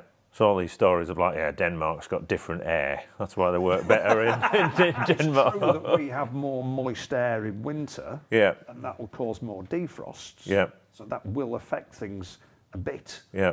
But if you prepare your home properly, Yeah. insulate it properly, and seal the drafts and gaps and air infiltration, then you're going to have a better performing system. Yeah, that's my plan. I was just going to move to Sweden, you see, because apparently the further colder you get, there's this awful bit here. They seem to work in Germany. You move them to over here, we have problems. You go colder up to Norway, and then suddenly they start working again. Well, I wouldn't believe half of the stories on that. What I'm reading is that they have just the same problems as we do. Yeah, they do. Yeah. Microbore pipes. Fine. Yeah. We spoke a week ago.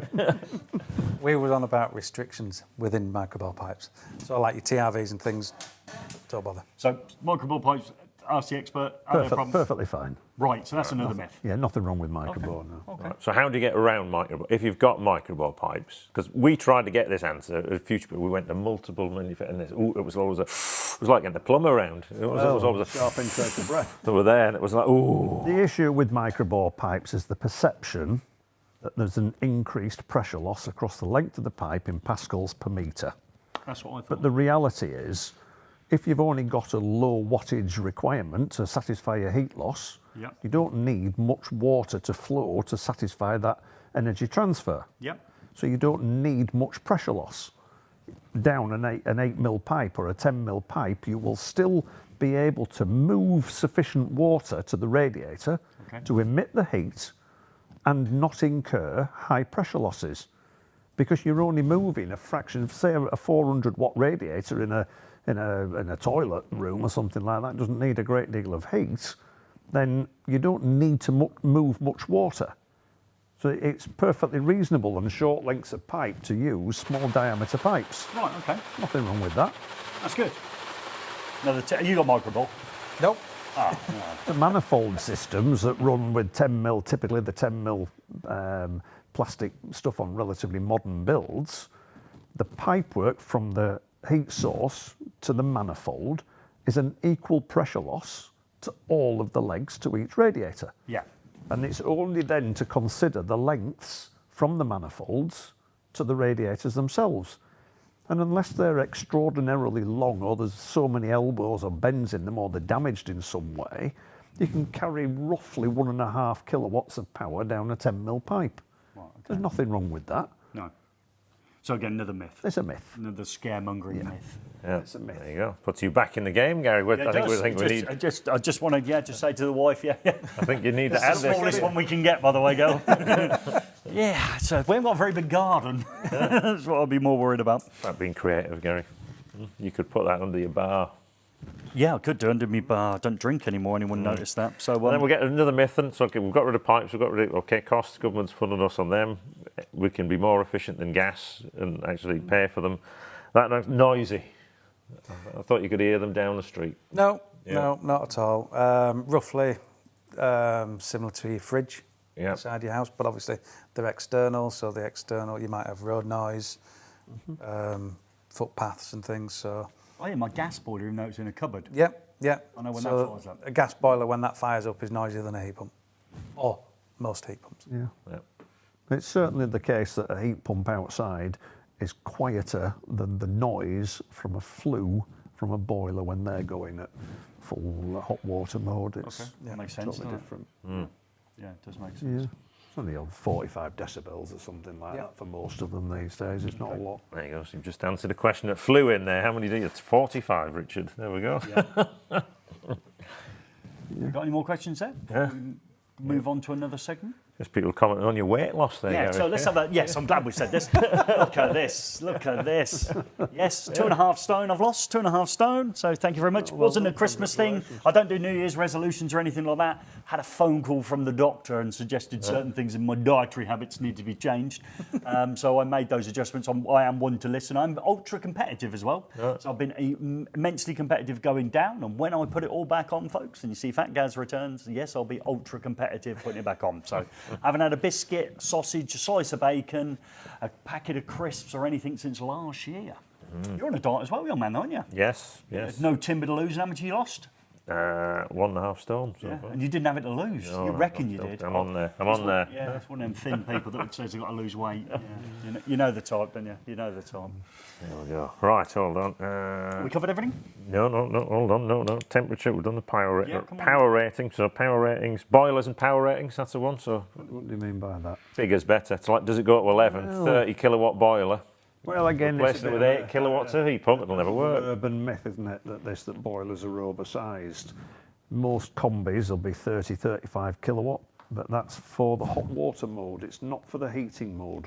Right. And boilers, by their nature, can either be range rated to match the heating requirement, or they will reach the minimum output that they can deliver simply by the fact that the system volume in litres will dictate how much energy it can absorb. Right. So if I've got a 30 kilowatt combi boiler, and I'm thinking I've tried this on my wife, for years. It's sort of, if you crank that thermostat up to like going off the scale, you've got it at 35 degrees. Yeah. That 30 kilowatts is not going into the radiators. No, it's a myth. Yeah. It's an urban myth. It can be Probably able at to best it'll be cycle 28 as a max. And they're that big because they have to get the hot water up. Because They're we that expect... size to heat the hot water on a combi. Right. What they do is give you a faster reheat time because it can heat the volume of water quicker. Yeah. But once that water is up to temperature, that boiler would cycle on and off at whatever load the capacity of water could absorb. So if you've got 100 litres in your system, it can only absorb whatever 100 litres is capable of doing. And if that's 6 kilowatts or 7 kilowatts, the boiler would just cycle at 6 and 7 kilowatts. Right, okay, it that's wouldn't ramp up to 30 and be dumping 30 into the water. It just because it can't accept it. Right. You'd have excess heat loss through the flue. That's different. But the notion that a 30 kilowatt or a 35 kilowatt boiler is grossly oversized, it is to the extent it can't range rate down to the base temperatures, which might only be 2 or 3 kilowatts for a house, it would cycle just more frequently. That is not necessarily cycling, but on for a longer period of time at a lot lower energy in order to heat your space or water. Yeah, that's fine. That's it. And that's again another mind shift, isn't it? Hello. Hello, who's this? You little sneaks in there, didn't you? Rick's turned up because we bought him an Indian meal. Okay. I mean, so he's finished college. You had your Indian yet, Rick? No. It's going to be tucking it. We'll get the hand cam on you when you're into that. So, A heat pump should go from its full peak load, and you really want them to be able to modulate down to the base temperature load, which would be broadly a quarter of peak. Right. Whether they can reach that lower level, or at what temperature outside they reach that might be reached at, their minimum output might be reached at, for argument's sake, 2 degrees outside, and it would, 2 degrees, probably 13 degrees outside, and the difference between 13 and your base temperature, it's slightly too big for that. And so you need to mitigate those differences with more system volume. So you'd have a bigger volumizer, basically, and more water content in your system. And it's the same principle as a gas boiler, that it can only put the energy into the volume of water that exists. Yeah, makes sense. That does. Yeah, you've said that a few times. I'm like, that makes total sense. Yeah. That does. So here's one we're going to have a myth before we take a break. Actually, we'll be coming back with the electrical side of the heat pumps after this. Under Part L, here's one. Do you need a zone valve with air source heat pumps over 150 metres squared? No. There we go. That was an easy answer. That's what we like. He's best mates with Griff, by the way, so that is the answer. Okay, yeah. What it actually says in Part L building regulations is the heating system has to have effective means of control and not use excessive energy that's more than necessary for that system. Right. Effective means of control is the key, and that is based upon the older traditional heating systems, where the only means of controlling heating for a house would be to zone it and TRV it. There is no requirement in Part L that specifically tells you that that's what you have to do. There are guidance notes that say this is perhaps a way you could do it, but that's based upon an on and off temperature control system that would have suited older boilers, not even modern high efficiency boilers. You don't need TRVs or zone valves and room stats. Right. So you don't need them. So is that controlling basically on the floor temperature, on the return Control temperature? the room based upon the mean water temperature that is distributed to the radiator. Yeah. Okay. See, there's only rooms with solar gain that you'd put a TRV on to limit overheating. Right. Okay. You won't overheat a room if you're only delivering the right amount of water at the right amount of temperature to an emitter that's a fixed size from the day it's fitted. That's not going to change. Your pipes are not going to change. The only variable is the flow rate with the temperature. Yeah. Makes sense. Yeah. Total sense. So when we come back, we're going to do a little bit more electrical stuff, but let's have a humorous break, shall we, Gordon? What are we going to next? We are going to have a little look on caught on camera. I think I'm in the frame this week. Hello and welcome to Caught Off Camera, the section of a live stream where I dive through the last few weeks of content looking for hilarious mistakes made by the team. They often miss out words, sometimes creating new words that don't even exist. So let's see what I found this week. Now Gordon's had a lot on his mind this past few weeks, whilst trying to figure out a way to freshen up the toilet after Gary's Wednesday night mass stabs. And let's just say this prompted him to make a few scent-related mistakes. Hopefully this video has provided you with the necessary incense. In an attempt to leave his video filming mistakes behind, Gordon took a well-needed creativity retreat to Italy, where he found a brand new hobby that he would perform on the streets of a local town. Now, if you've ever watched Balls of Steel, you will see where he got his inspiration from.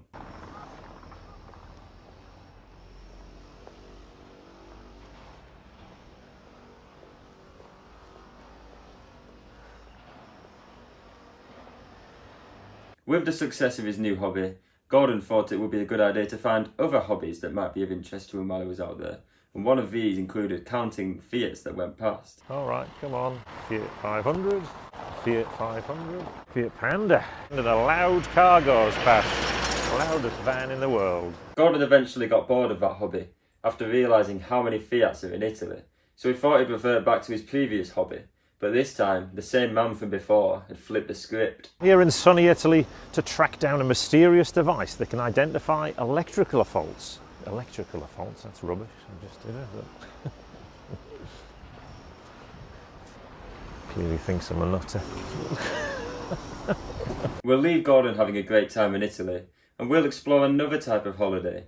The type of holiday that OG Joe just can't get enough of. And it was to his delight when he discovered some absolute classics at a recent trade show. You have to come and see this with me. This is one of the things that really caught my eye as I was walking around the show. Look at this caravan.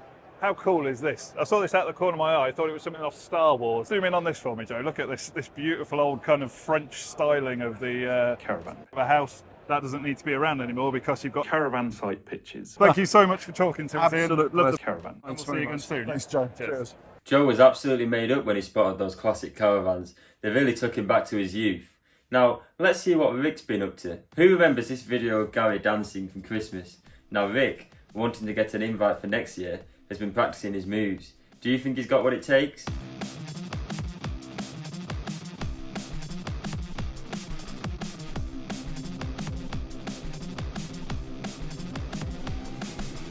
Come on, it's not even doing it. Am I in shot there? Would not want him approaching me on a night out.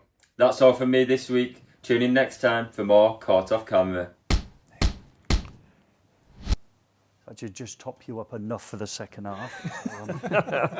The old town of lamp. No one will know, but Tom will get All back right, no in. problem.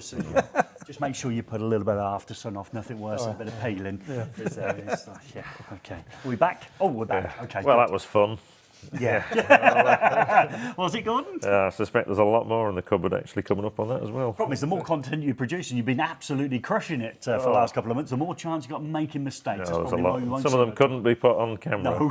There was, yeah. You had a potty mouth in a bit of them, yeah. It's all good. But stay tuned in a little bit, folks. We're going to talk about RCDs, and there's a surprise in there, even that starts with central heating pumps that probably a lot of people aren't aware of. But before that, before the break, Joe, you were, Paul, you were talking about design. Obviously, all comes down to design. All comes down to the heat loss and the system design, yeah. Sounds very complicated. It could be. Right, can you make our lives easier? It's all about making heat pumps easier. Right, how do we do that? Isn't it? Well, it's the Heatly app. Right.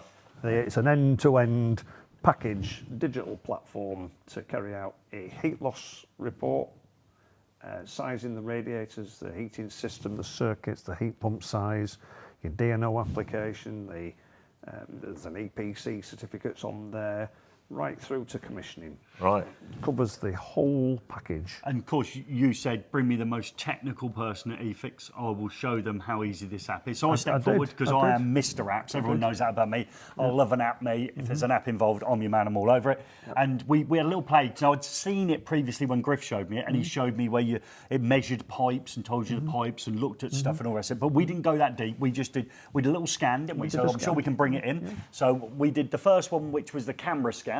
Okay, as we brought that one in, so maybe we'll come in the bottom hand corner in a minute. Oh no, we're out again. He's having. Well, I don't know. He's having a disaster. He's starting again. This is live on the telly. Right. Okay, so the first one I did it scanning using the camera. Now we didn't really have a conventional room because we're sitting here in the studio. So I tried to bring this in and look at the area in which we're sitting in now, and it starts to try and find edges of walls, ceilings, corners of the ceilings, the corners of the floors, the corners of the rooms, the windows, the doors, the overall shape, and to take a volumetric 3D shape of the room. Draw a picture of the room for the rest of us. What we need, okay, so we drew. So by doing this, we managed to draw a picture of the room. So here I go out in it. So the camera's brilliant. So you see that when it wipes up, that's doing a scan, isn't it? Now we give it the world's worst room. So you told me to get into the corners, down up to the bottoms, and a water cells around. We speed it up a little bit for you here. Now this will send this away, and it will send you that model back, won't it? It will send back all the data on that, the shape of the rooms, a 3D image of the building, so that it's volumetrically accurate. Okay. So that's just from wandering around the room? Yeah. Now, Gary shakes a bit like a dog that needs to go for potty time. Does that make a difference to it?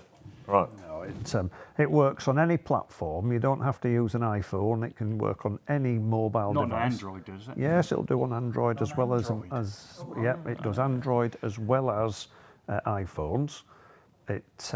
It will, if you've got no internet connection where you are, it will store the detail on your phone and then release it back to the server when you do re-engage with the network. Right. And by the time you've got back to your office or whatever, wherever you're going, all the system's processed. It's come back to you to do what you need. But I think I did it in reverse order because I preferred, believe it or not, the old school way, which is more traditional, where you go in and you describe a room on the app. I found that incredibly easy, even though you're waving your phone around. So if we put that one up then, so this one's a little bit longer, so hopefully we'll come in the bottom hand corner and we'll just talk this through. This is a manual heat loss. Yeah. So you select the house, the semi-detached house, whatever it is, when it was built. 70s sounds good to me, so that's when I was kicking off. Do I turn my heating off? Well, I want it off 8 hours a day. Look at the reheat time there. Yeah, right. That's the reheat. How quick do you want your system to reheat? You choose your doors, the windows, the wall structures. So you choose and select which one. If the unit that you don't have is on there, if your wall structure, the fabric isn't there, you can have a bespoke U-value calculator in it. You can make up your own fabric on the tool. You choose like the window, the U values, the pre-slope. Yeah. It sounds like you've done. I did all this. You did very well. I thought you were very did impressive. Yeah. And I was choose your internal so walls, easy. timber, You know, being a plumber, walls, I felt like I was already qualified by the time I'd done this. Insulation, it tells you what kind of ground it is, what insulation you've got in it, what roof you've chosen. Yep. How much insulation is in your roof space, whether it's a cold roof or a warm roof. But also what room was above me was easy. Yeah. Yep. So that made a difference. Was I backing onto a corridor or an outside wall and all the rest of it? You select what the permutations are for you. If you're doing a manual one, the shape of the room, and then it will go through the whether you've got an open flue, because that if it's open flue unrestricted increases your ventilation loss 5-fold. Okay. You maybe not know a lot of ventilation. You put your ceiling heights in, the wall length, whether it's internal, external wall. It chooses them from the defaults. You put the window sizes in. Yep, that was nice and straightforward. Add the opening. Yep. Yep. And save and move on to the next wall. And it takes you through the colour-coded greens ticked as finished and purple's the one you're doing. You're on an internal wall, and it's asking you what your custom room is. What are you next to? Well, I'm next to the hall on that wall. So it would have made a difference with the kitchen, you see, because you've got 21 degrees in your kitchen, 18 degrees in the hall. You've got heat loss through that wall. Yeah. Yeah. And it's all about heat loss, isn't it? It's all about heat loss. See, I would have thought it was trying to tell me the opposite. A positive heat number, not one that I'd lost. So it's looking. So it's looking to what you will lose in peak. Yeah. That's what it is. So again, it goes back to fabric first. Yep, fabric first. The less you can lose in the changing of your own personal habits, obviously, the more heat you'll hold, the less time it'll take to warm up the space, and less energy it'll take to heat the space. So you choose all the walls, the ceilings, the floors, like that, and then you proceed on to the next room. So yeah, we only did the one room, but yeah. And at the end of that, you'll be producing a full heat loss for the house, room by room. And it will give you then a breakdown and a sub-report underneath as to what part of the building is losing the most heat, whether it's your walls, the windows, the roof, the floor. So you could address that. And then it'll tell you how much insulation there is, whether your ventilation's the highest loss, and it will tell you what percentages, what kilowatt hours are attributed to that, so that you can then make a choice. If I now insulate my roof with 300 mil, I just go back in, change the defaults to 300 mil, and see what difference that makes to my heat loss. When I've got all of that sorted out, will it tell me the size of my heat pump? It'll tell you how many watts you need. Yes. And from that, the design tool you select, if you're a Stiebel man, you select the Stiebel products, and then you choose the unit that you want from there. It will tell you this Stiebel product will deliver this number of watts, and is your heat loss attributable to that? Well, yes, it is. Wow. And from there, you've got all your radiators sized, then all the pipe work is calculated for the size, the pump map, the pressure losses, the duty point on the pump selected, expansion vessels, volumizer sizes are all automatically connected to it. Tells you that the entire system, right down to what your excess is, your undershooting, overshooting of room temperatures by the traditional route of a closed circuit, or if you go to an open loop circuit, what differential temperature you need on that specific radiator in that specific room to satisfy the heat loss. Yeah, and just for the people watching this, you've got a little bit of it as well.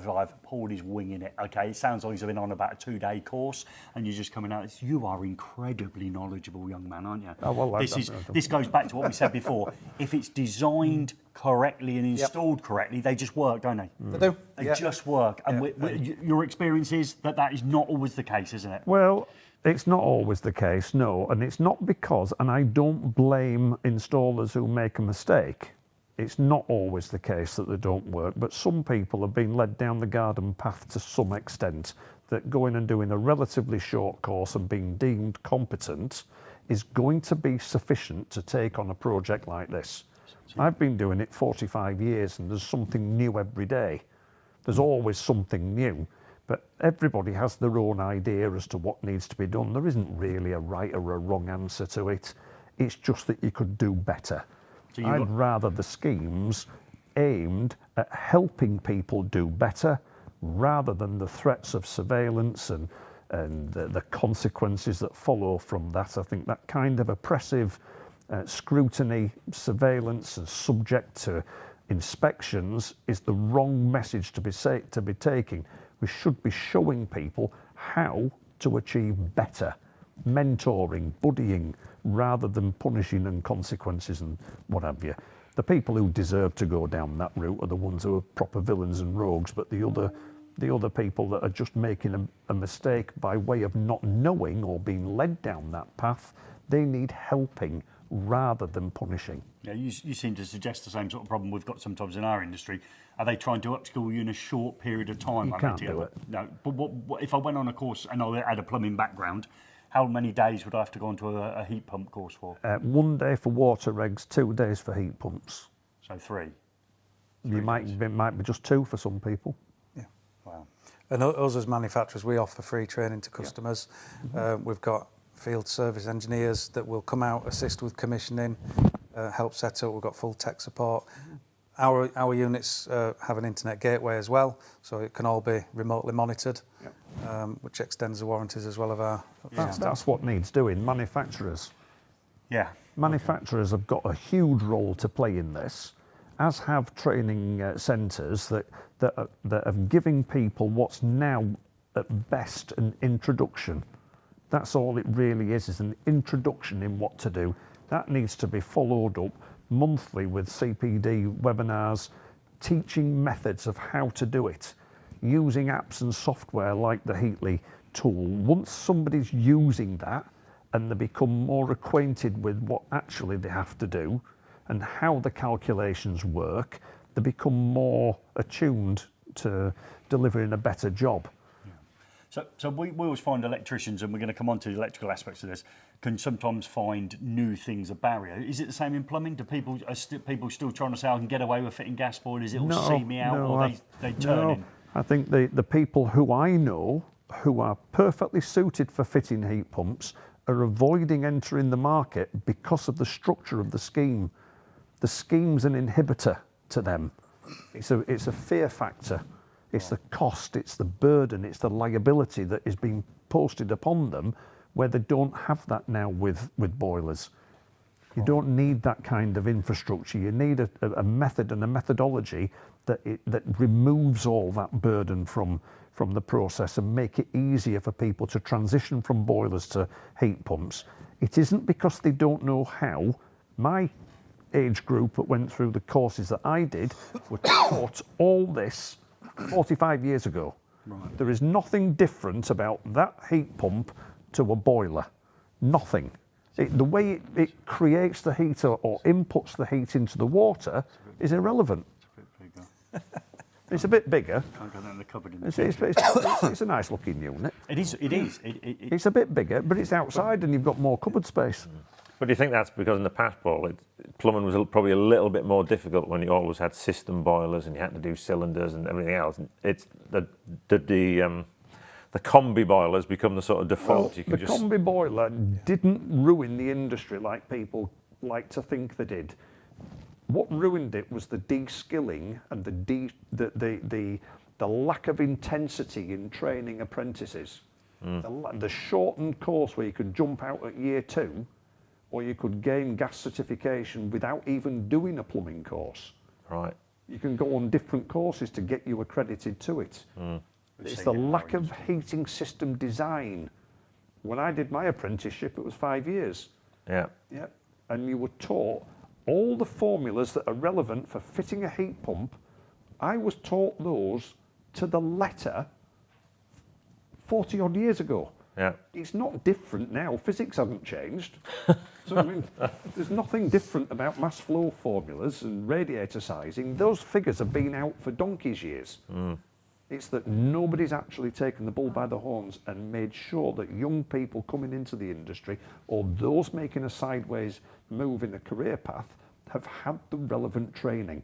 It's those management schemes that are at fault, not the installers. That's got a sound of our industry as well. Hence why we need to make them easy again. It's got to be about heat pump easy. Heat pump easy. I mean, from our perspective, we try and we would put off because every time we speak to someone, we get a different answer. And thanks for that. You've clarified a lot of stuff today. Gary can get around his excuses. He said, "Oh, I can't have them because I've got microbore pipes." No, you don't. He's got rid of that excuse. You can have 2. You can have 2. If you were fitting it, I'd have one tomorrow. Yeah, just because I trust you. Yeah, I think that's the one. Shall we get electrical on this? There's some bombshells in here. There is actually. So there's something actually. Yeah, I was working with Paul on an insulation course recently. We did. And I would. Were you two together, were you? Yeah. Yes. Well, yeah, I didn't just dream all this stuff up. Well, okay, Some input, Gary. You tried to allude to the fact you'd wrote it all on your own. I didn't realise you had you on your side. No wonder Put the you wrote words down. Had to write a document or two, didn't we? Yeah. So good course, though. yeah, but it's like everything. You do something new in life, you learn something new. And while we're talking about while we're waxing lyrical about radiators and pipes and things like that, Glad I didn't miss it. yeah, Paul pointed out some electrical things, first. And obviously we all just say, people who do plumbing don't understand electrical. And it's an interesting thing on RCDs, yeah? Right, okay. Now, it started with, there's a lot of, and I've got one of these at home, just bring my screen in. This is, what's this? What we've got here? Aerocycles? That's a Grundfos Magna pump. Yeah. So that's, Magna won that one by the looks of it, yeah. right, so that's a sort of central heating pump people are using more and more of. It's been used more, not wide scale. The typical ones would be the UPS3s, the Alphas, but they would be used more where it's slightly bigger systems, more control required, typically. But the more and more, you see these pumps, they've got LEDs on the front, a little bit more fancy control. Yeah, programmable. What I didn't realise, Dan, I had a consume unit change done. So George Street, but no, take it out now. Yeah. Wow. Gassing away over there, aren't there? It's not a positive influence this evening, is it, with this lady meal? So that's fine. I mean, I don't see any problems. So we've got a nice digital-looking programmable pump. Yeah. Takes 8 watts of power. Yeah. Okay. So is that a lot? Is that stretching your budget? Not a lot. Not a lot. No but issues. There's a video coming out again this weekend where I look at the board, do a board change, and there was some leakage current on the system. Where is all this leakage current coming from? Yeah. 4 milliamps of DC, and it was like 28 milliamps of AC leakage current. Right, okay, across the whole board though. Across the whole board. Okay, But it was like, well, where's this coming from? Yeah. Yep. Did you track it down? Well, Paul had pointed out, and subsequently after this, he said, no, this pump can emit up to 3.5 milliamps of AC leakage current. Right. And when it's in, because it's got an inverter in there, can have some DC leakage current as well. And are they all on the same circuit and on separate circuits? Different circuits. So you haven't got one RCD effectively going above the 9 milliamps of AC? No. There's the full RCBO board in there. Yeah. Okay. But to put it in perspective, the pump is giving out more leakage current than anything else in the house. Correct. Anything by a country mile. You might have had that in the 90s. You might have had that from a desktop PC. Okay. Yeah. But for a pump that takes 8 watts to give 3 milliamps. Now these, in an industrial environment, that's pretty normal. Motor drives and things like that give out loads of leakage current. For a house, that's pretty high. Yeah. I'm a little bit concerned about DC creeping Well, as well. and then just to dig in the data sheet, posted, no, it's in the data sheet. Now, obviously, we don't read instructions, do we? Well, try not to. No. Yeah. Well, you say plumbing technicians do. Yeah, and Paul had. Yep. That's so he why I flagged you around to up. do my plumbing. Because you read the instructions. So just the thing, so just bring in, here's what's in the instructions. Okay. So, yes, must, this earth leakage circuit must be marked with the first of both these symbols. So the first one's what we now have is a type A. Yeah. Mm-hmm. So it's got to have a minimum of an A-type device on it. Yep. Yeah. For that pump alone. Yeah. For one pump. Yeah. One pump. Beaver, you said they were only one per circuit. You didn't have 3 or 4 on the same circuit, did you? No, but there's 3 or 4 on the property. Yes, but each of them on a separate A-type RCD. Yeah. So the problem could be, is there a situation, because I'm not a plumber or plumbtician, okay, is there a situation where some of these might be on the same circuit? They could be. Right. And it's the cumulative effect of all of them that matters. But the DC one's the worst, isn't it? Because it's ripple-free DC or ripple DC. Yeah. So it's our A-type RCD, just remind us what type of DC does that deal with? Pulsating. Pulsating, so that's the bumping one. Yep. Yeah, but we can have just DC. You could. And what could that do to an A-type RCD? Blind it. Stop could. it from tripping. Stop it from tripping. That could rule in some situations out the A-type then, is that right? It could. Okay. Yep. So it goes back to manufacturer's instructions. If I opened any air source heat pump, is it going to say an A? Manufacturer's instructions for a specific heat pump may say that this device requires a minimum of a type A. Brilliant. But most of the heat pumps don't give you that specific detail. Okay. And if the detail is lacking, okay, you're required to fit a type B RCD. If the detail is not written in the manufacturer's instructions, you must fit a type B. But couldn't there be a situation where I've got a series of things that I pick the instructions up and all of them say A, so 3 items I pick up say A, they're on the same circuit. They would then need a different different calculation carrying out for the cumulative effect of all of the leakage rates. And then you select the RCD that is specific that would cover the total leakage rate. And you can see where people go wrong. Yes. Because I would pick up a set of instructions and I'd go, this needs A type minimum. Brilliant, that's fine. Pick up another set of instructions, that's also an A, and that's, oh, I'm all right. Yep. But we've actually, like you said there, by adding in either pulsating DC and DC, we could end up going above the A. We could blind the A without realising it, and we cause ourselves a problem. We've either got to split the circuits, like Gordon suggested. If you split the circuits, but it's all got to be metered, if you're going to meter your appliance, your consumption, to be able to work out your system SCOP and COP, everything has to be fed through that supply. So if you've got an RCD or one RCBO that is feeding all of that system, be it your heat pump and all your accessories, your additional equipment, all of that power consumed needs to be allocated against your performance of your system. Otherwise, you can't have a true COP and SCOP. Okay, that makes sense. If you are then feeding everything through a type A, then you have multiple circulators, in addition to the heat pump, you need different protection. Or reconfiguring the way the second and third and fourth pump are connected to the distribution system by way of contactors and separate RCBOs. Right, so effectively a little board, effectively maybe a homemade sort of bit of a DIN rail. So we go in there, we have a contactor that brings in and out stuff on individual A-type devices, rather than having one A-type device, which on an ampere rating could cover it, but certainly not on a connection to Ripple or DC. Or Ripple, But in some cases, manufacturers will say... Well, let's ask one. Let's ask one. Before we move to Stiebel, let's say that Grant...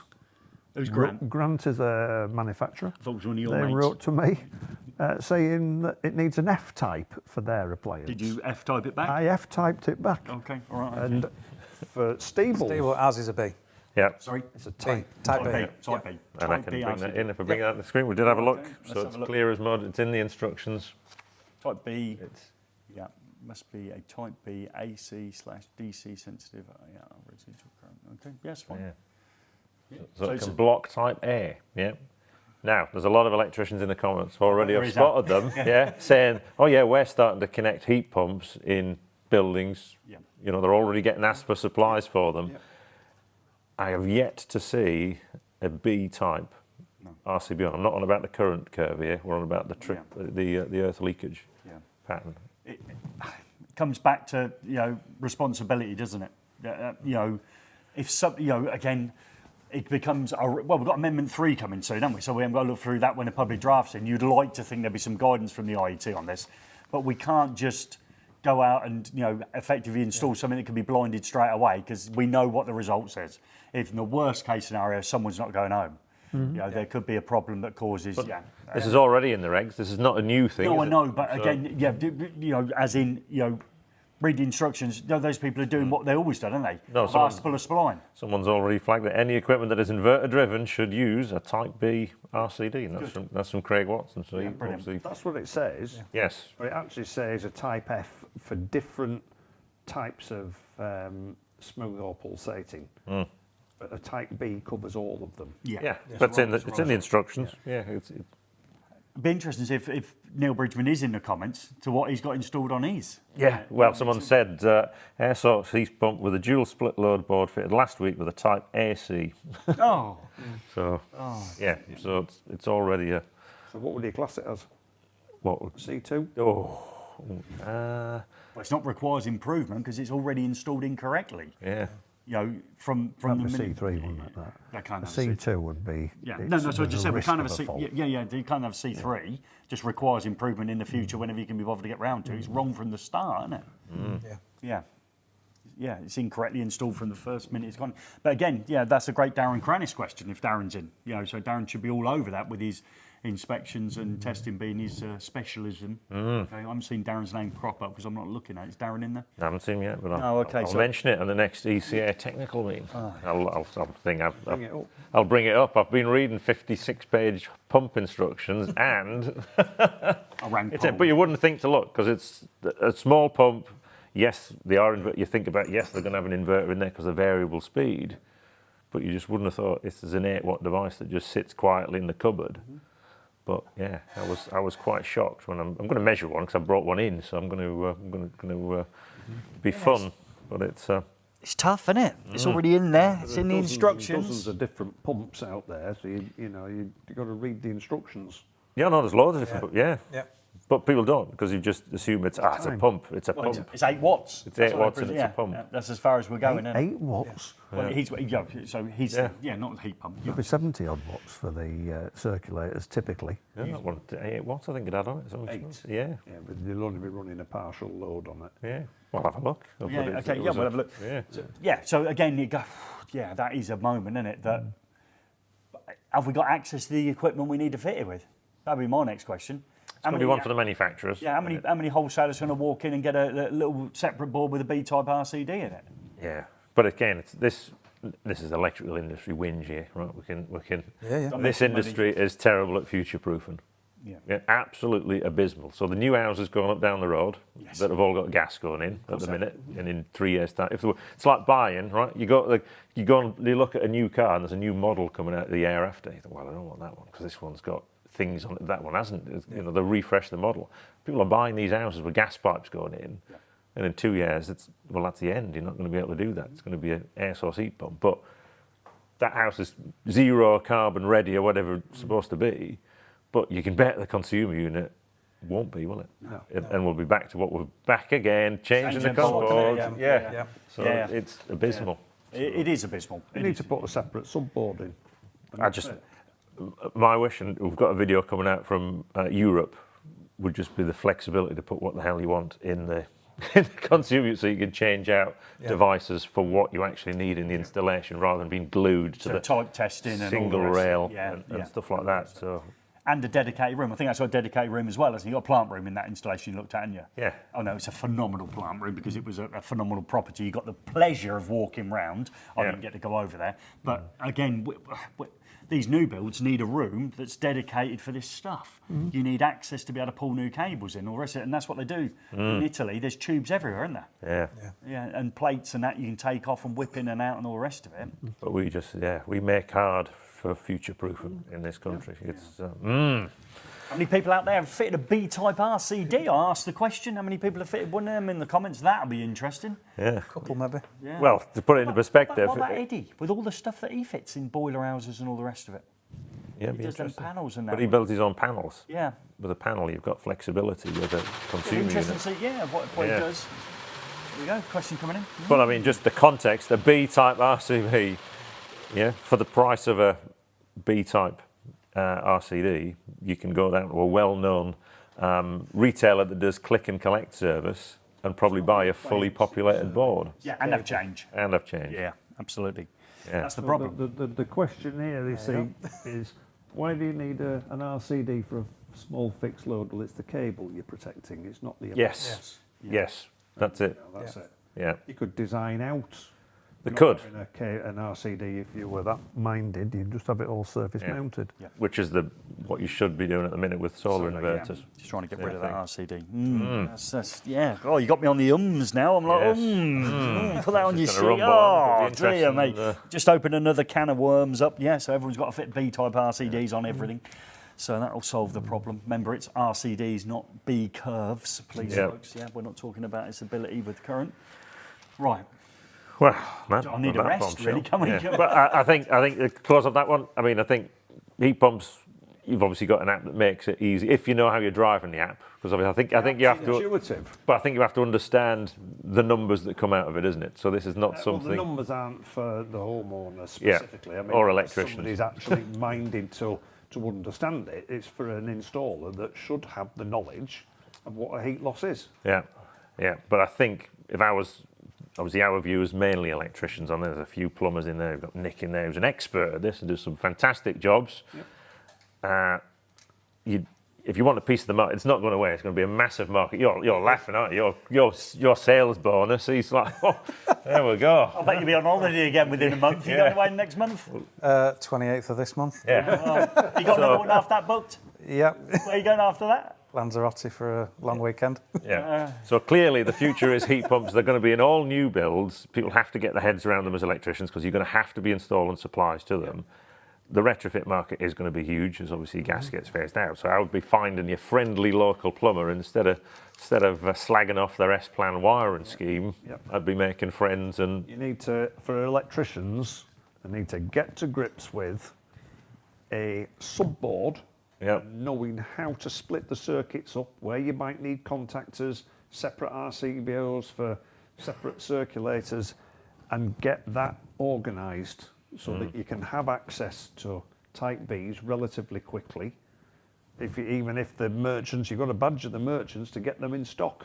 But you need the right RCDs, the right MCBs, a big enough subboard, and be kitted up to go to do that job in its entirety. You know, not be waiting for stuff to come back or fudging it with a type A.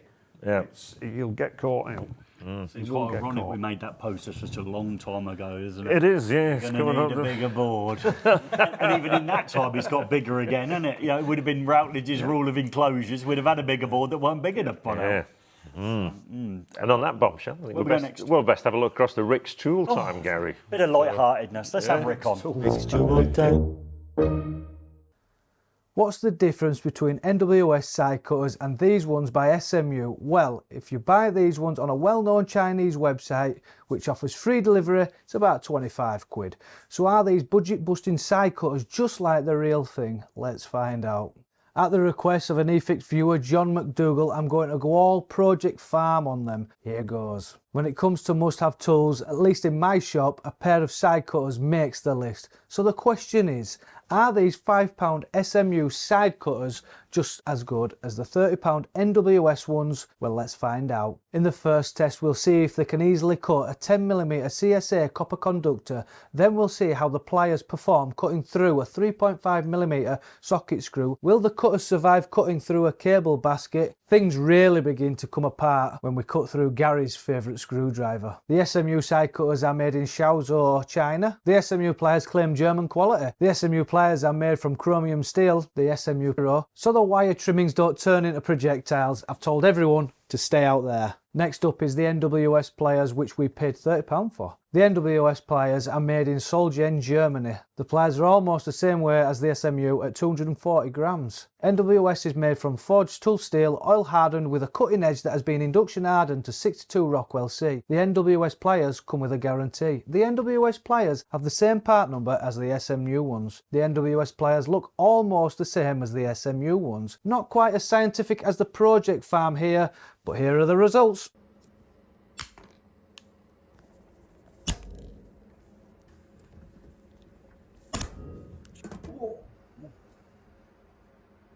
To be honest, I'm struggling to tell the difference. However, the SMU cutters do seem a bit worse for wear after the screwdriver test, so perhaps the blades aren't quite as hard. Are branded tools just too expensive, or should we think about longer term tests with some real work? Perhaps we need to have them on the house tools for our challenge wall. Just to throw more confusion into the mix, Milwaukee makes a similar set of side cutters. I wonder if they're NWS or SMU. Even our local wholesaler is joining in on the fun. They have a brand called Philo, which looks suspiciously similar. I'm confused. Next stop, middle aisle of Aldi for some Parkside. So let me know what you think, SMU or NWS. Get your votes in, but till then, I'll see you on the flip side. Ta-da. Rick's tool time. There we go. Another cracking Rick's tool time, I would suggest there. So, it links into yet another long and worded email from the people at Temu. Yeah, I'll answer that back. I'll send them a link to the long review. If you didn't like the short, you won't like the long review. But there we go. Could we find the tool afterwards to put it in a link in the description, Gordon? I don't know yet. We're still trying. It is on other platforms. But Yes. it isn't on Temu, is it? We couldn't find it. It disappeared for some reason. There must be some sort of internal inquiry, I would imagine, going on there. So, again, I'm going to stop doing voiced over shorts because I did do on the drop and got in trouble twice. Sounds good, doesn't it? That's fair enough. You've been putting it off for such a long time, Oliver, haven't you? Yeah, you know what's happening next. You are going to have to put your knees on the floor as we go down. And no, we're not squatting. You're not squatting. You move your cushion over if you're worried about your carcass. Okay, and we're going to try and summon the tool from above down. So we need to know in the comments, don't we, whether it's great or a gimmick. Hopefully they'll start coming in for us. And it'll be down to you. But we've got to get it down first. And as you hadn't watched a full show before you come, you didn't realise, obviously, what sweeping up meant, and you didn't realise what sitting in a chair meant. Okay? Note to anyone who's coming on to a show, try and watch one before you come on, so you won't be so surprised. So That's it. down we go, bigger fella. Okay, so do you want... Oh, imagine we're in church. You can have I one don't of need them. those, fine. I'll have one as well, just to stop your embarrassment. Okay, so there we go. So, do you know what the call sign is from earlier on? I do. Okay, you tell me what you are. It's a bag. No, what's the call sign? Tool. You're a tool. Okay, here we go. So ready? Up we go with our hands, and here we go. Tool. Tool. Tool.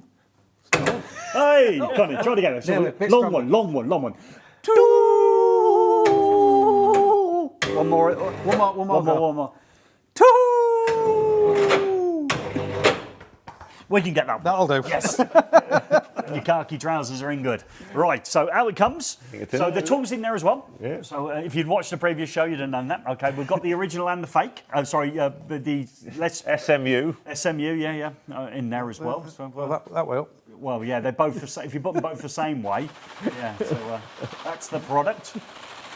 And you're going to make a decision for us, Oliver, where you think it goes on the wall. Okay, so this is Rick's tool time. So we've got the core wall in front of us as we always have. Okay. Well, if we're going for the copy, obviously the German one needs to be up there. Well, because it's well, I'm just thinking of the £25 I've saved and how many sets I've got. Is it 5 sets to 1? Can we do it? No, it's one. No, we're not changing the rules now. So No, right, okay, 11's at the top right-hand corner. Ignore the top left. It's not that good. We'll go mid. 11. We'll go mid, and then the cheap one to the bottom side, and the. Right, okay. So Give it a tilt. Give it a tilt. Yeah, that's a. Oh, hang on. Some people have been demoted here in the middle. Someone got promoted. There we go. So that's it. So that's about a 5.5. I think we've given there. I think for the price, if you were in a college setting and you could get them for less than a £5, you would be all over them. Wouldn't you? Because I had side cutters in the toolbox when I taught. They were there when I arrived, and then 19 years later, they were still in the toolbox. That is not a sign of quality because they were awful. So yeah, you would have rather have had a few fivers in there. Yeah. Okay. So tool wall's done. What did the viewers think to our purchase from Temu? Yeah, people like the Project Farm reference. There's a Yeah, few they were Project good, Farm ones out there. So yeah, there's a lot of people. I think a lot of people are digesting it now, Gary. So. Right, okay, as it comes through, yeah. Yeah. Again, who makes these things? We can all argue X, Y, and Z. We've seen some amazing tools that look very similar to other amazing tools we've done reviews on at amazing prices, and they look identical, don't they? Yeah, I think there's some problems on Temu because Rick's bought some others from other well-known brands that look the same, but weren't. Yeah, they weren't the same, but they worked the same, didn't they? Yes. Yeah, so and Temu's argument was that they can sell them at volume prices because often these are the large manufacturers of the originals, isn't it? They were trying to get, trying to dig Like one out. supermarket own brand beans. Well, they're all made by Heinz, really. I've said it many times. I was once in a lamp factory. Nearly said light bulb there, and I would have got myself wrong. So lamp factory, and 2 sets of lamps were going. Exactly the same lamps come on the first run, and they split in a conveyor belt and were boxed. One side was Wilco's own, and one side was M&S, and they both had the price on. One was 49p and one was 129. And it was exactly the same lamp. And the bloke looked at me because I was like watching it go down. No mobile phones back in them days. It was like watching it. He's just smiling at me. He went, "You've twigged." I was like, well, "They're the same lamp. You've twigged." Yeah.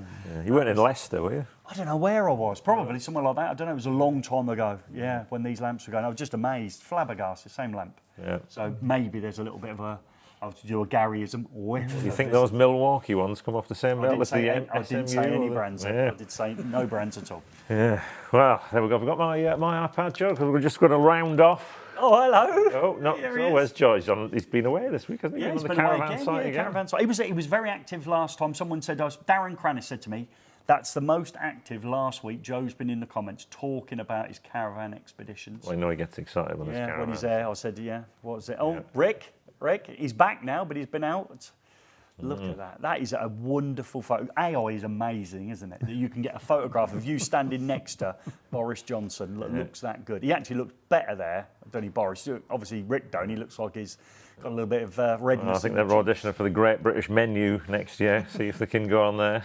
Hey, on this one links back to what I've been doing this week. So on Tuesday, I went to Test Instrument Solutions, and they suggested we were the Avengers of the electrical industry. I think that's a bit strong, having never watched an episode, and I'm chuffed to bits because I actually got Iron Man there. Just over my shoulder there, we've got Neil Bridgman. I've also got there Mark Allison in the background, and look at Richard Harvey's picture. That is amazing. So they're people trying to make a... Oh, who's that above you? Is that like Ming the Merciless above you there? Lovely guy from the NIC, told me his name. I'd sat on a table with him for an entire evening and I didn't recognise him. I can't remember his name. A lovely bloke he was, really nice bloke. Can't remember, but yeah, that's an amazing picture. And I've sent it on to Richard Harvey. Hopefully he'll send it on to one or two of the other people that are in there if he's in tonight. So that was good. So that was a busy week. I'm out on location next week. I'm down in the south, Devon Way, doing a couple of colleges. I'm down there, Plymouth. Down doing a bit of that, so that should be good. And can I just pinch my iPad back, Joe? Just see a few electricians, or you can put them on. Next one, let's have a look. Start where we're finished. Is this electrician versus plumber? Right, so okay, who did this wiring? Which one? Is it the one on the left or the right was done by the plumber? Okay, we're going to ask the audience. It is the same unit, and I might point out that they are low voltage one end and extra low voltage on the other, and all within the same container. Right. So all the cables on the left are a mixture and all within contact with each other of extra low and low voltage. Did you have a word with the plumber about how bad that was? Sorry? Did you have a word with the plumber how terrible that was? No. No? No. Didn't give him a bit of guidance. You said earlier on these plumbers need a bit of guidance and direction. We've got to be clear. Well, go on then. We've got to be clear. The one on the left is clearly not a plumber's work. The one on the right is the plumber's work. I noticed we had no pictures in there, so we couldn't see anyone, could we? Couldn't get a little gist of who they were. Well, I'm only saying that the one on the left was certified and notified before I attended. And the one on the right? And the one on the right is post-rectification. Right, okay. Been a while since you've had one of them, haven't you? It is. No. Get one back for the electricians on the roof. Next slide, please. And here we go. Here we go. So clearly who's done what we've got here? Nova temperature thermostat. What have we got here? That's a dual stat on a cylinder. Yeah. And the one on the right is clearly the electrician's job. And the one on the left is post-rectification or partially rectified at that point, I think. Can you muster up a partial rectification? I'm just looking at them, I can't quite see. Yes, clearly the one on the right with the strands splaying and even used, I think, the CPC as a current carrying one. Well done for getting that right as well. Well done. Plumbticians do. What, call it the right names? Yeah. What's the brown one then? Line. Well done. You like that, don't you? I do. I love that. That's it. How do I describe the line and neutral together? How do you describe them as conductors? Well, they're both line cables. Close. Yeah. Live cables. They're both live? Yes. Well, there would be. Yeah, but that was the answer you didn't get. Moving on. I think you'll find that. They're not lines. They're not both lines. They're both live. Right. So that one. So one on the left's electrician. And this is obviously. Yeah, that's a beautiful one there. Where an inline meter for the RHI payments. Clearly, look at how butchered the cables and exposed, and the CPC's not connected. Not connected. Okay. Monday afternoon then, will it? And nobody could have gone and looked at that job though. No one's inspected it. No one's been near that, have they? Oh, well, that's got a test certificate. That's disappointing, isn't it?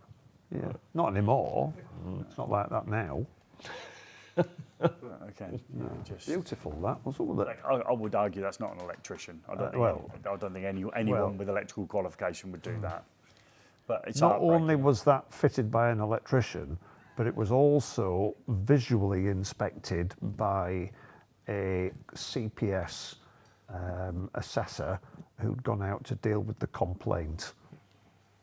All right. Did he miss it? Yeah. All right. Okay. What was the complaint about? Many other things, what the whole installation. You know, you're the first plumber we've ever had on the show. Did you know that? It just shows that. Yeah, and that'll be the last one as well. It just shows you need to team up with the experts. We do. We obviously do. Look out for PlumFix coming out soon. It will be a blue channel. We'll own a green one, a red one, and a blue one. Yeah, and you'll be leading this march to misery, or whatever we want to call it. Yeah.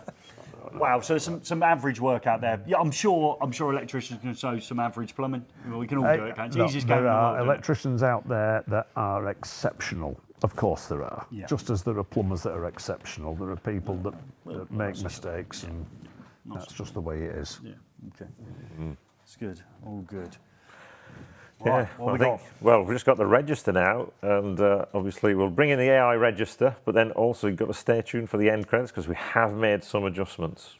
We have. We will be back in a fortnight. Do you know which guest we've got in a fortnight? Yes, we've got Hydra EV, and we're talking about high power DC EV charging, which we've never looked at before. So we're back in with big DC stuff again. So Yeah. there might be some problems there. There's no pipe work in these plumbers. Actually, no, I think there's a liquid cooled cables in some of these chargers. Yeah, I don't know if the ones we're getting now, but the big, when you start talking about, well, you got to imagine some of these chargers now up to 300 kilowatts of power. Yeah, that's a little That's toaster. a lot. Yeah, a little And, toaster. yeah, and the cable's literally, I think they liquid cool the cable that goes to the car. But And that's to keep them smaller in diameter, is it? Do we think we'll get that? We'll find out, won't we? Well, you will. We will find out a little bit of liquid in there, so maybe go. there's a plumber whiffing around on that one. So it's got a fantastic register. Of course, it's AI. We haven't sorted the voice out yet, so play along with the AI. We like the Rick one. I know one or two people are anti-AI. It's going to be out there. I'd imagine your app must run on it to a certain degree because it's learning as it goes and all the rest of it. And your air source heat pump, does that work on AI?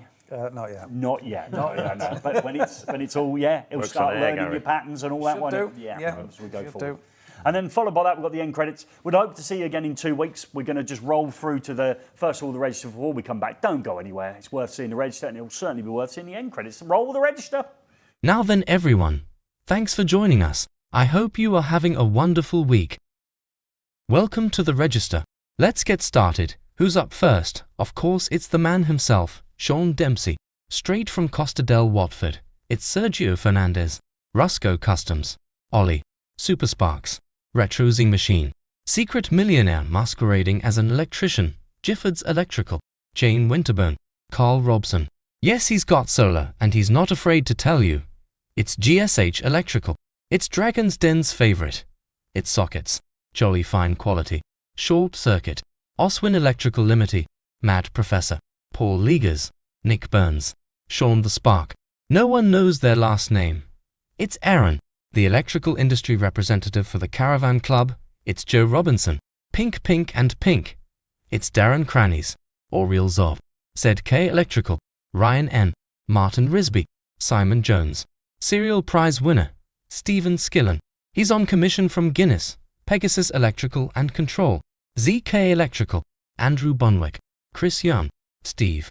It's absolutely outrageous. It's Neil Bridgman. Daddy B. He's famous on the challenge wall and has his own step. It's Nicholas Ramo. Mike the Mask. Oliver Williams. Massimo Porello. Gaz 123. Josh B. Super Sparks. Ryan. It's the postman's favorite. Richard Cockerline. Kevin Osborne. Scap the Cat. Cliff Young. Winner of last week's GT Time. Steve T. Lee Richardson. Alan Chan the Superfan. Stephen Cowie. Lee Winspear. College Lecturer of the Year and Master Baker. Chris Horn. Peter Snakebite Wright. Kevin Brenton. Monty's Television. That Tool Guy. Standing in at a strapping 5 foot 2 inches. Raymond Burke. Wawa.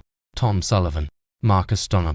And finally, where is he tonight? He could be at college. He could be learning to cook multiple cuisines. No one knows. It's Richard Gaunt. If you'd like to be included in next time's register, drop a comment on the stream. And don't you dare ditch us for the footy. Ha ha ha ha. I've been AI Joe. Happy viewing. Well, it's been a fantastic show. I've learnt no end today and been probably feeling about this tool with the knowledge that you've got, Paul, that you passed on to us. So we thank you very much for coming across to see us. You're welcome. And hopefully, that's Rick's line, by the way, and hopefully you'll be back to see us again shortly. Indeed, I'd love to get you and Griff on the same panel. That would be interesting. Ollie, it's been amazing. You've been great sport. No problem. We'll give you my phone number at the end so your son can ring me. I'd rather him come down to the studios and we can have that conversation about becoming an apprentice electrician. Perfect. Perhaps you can sit in on it as well. It's quite a tough chat to him as well. So we can. Gary's going to measure his garden for that heat pump and we'll have it away.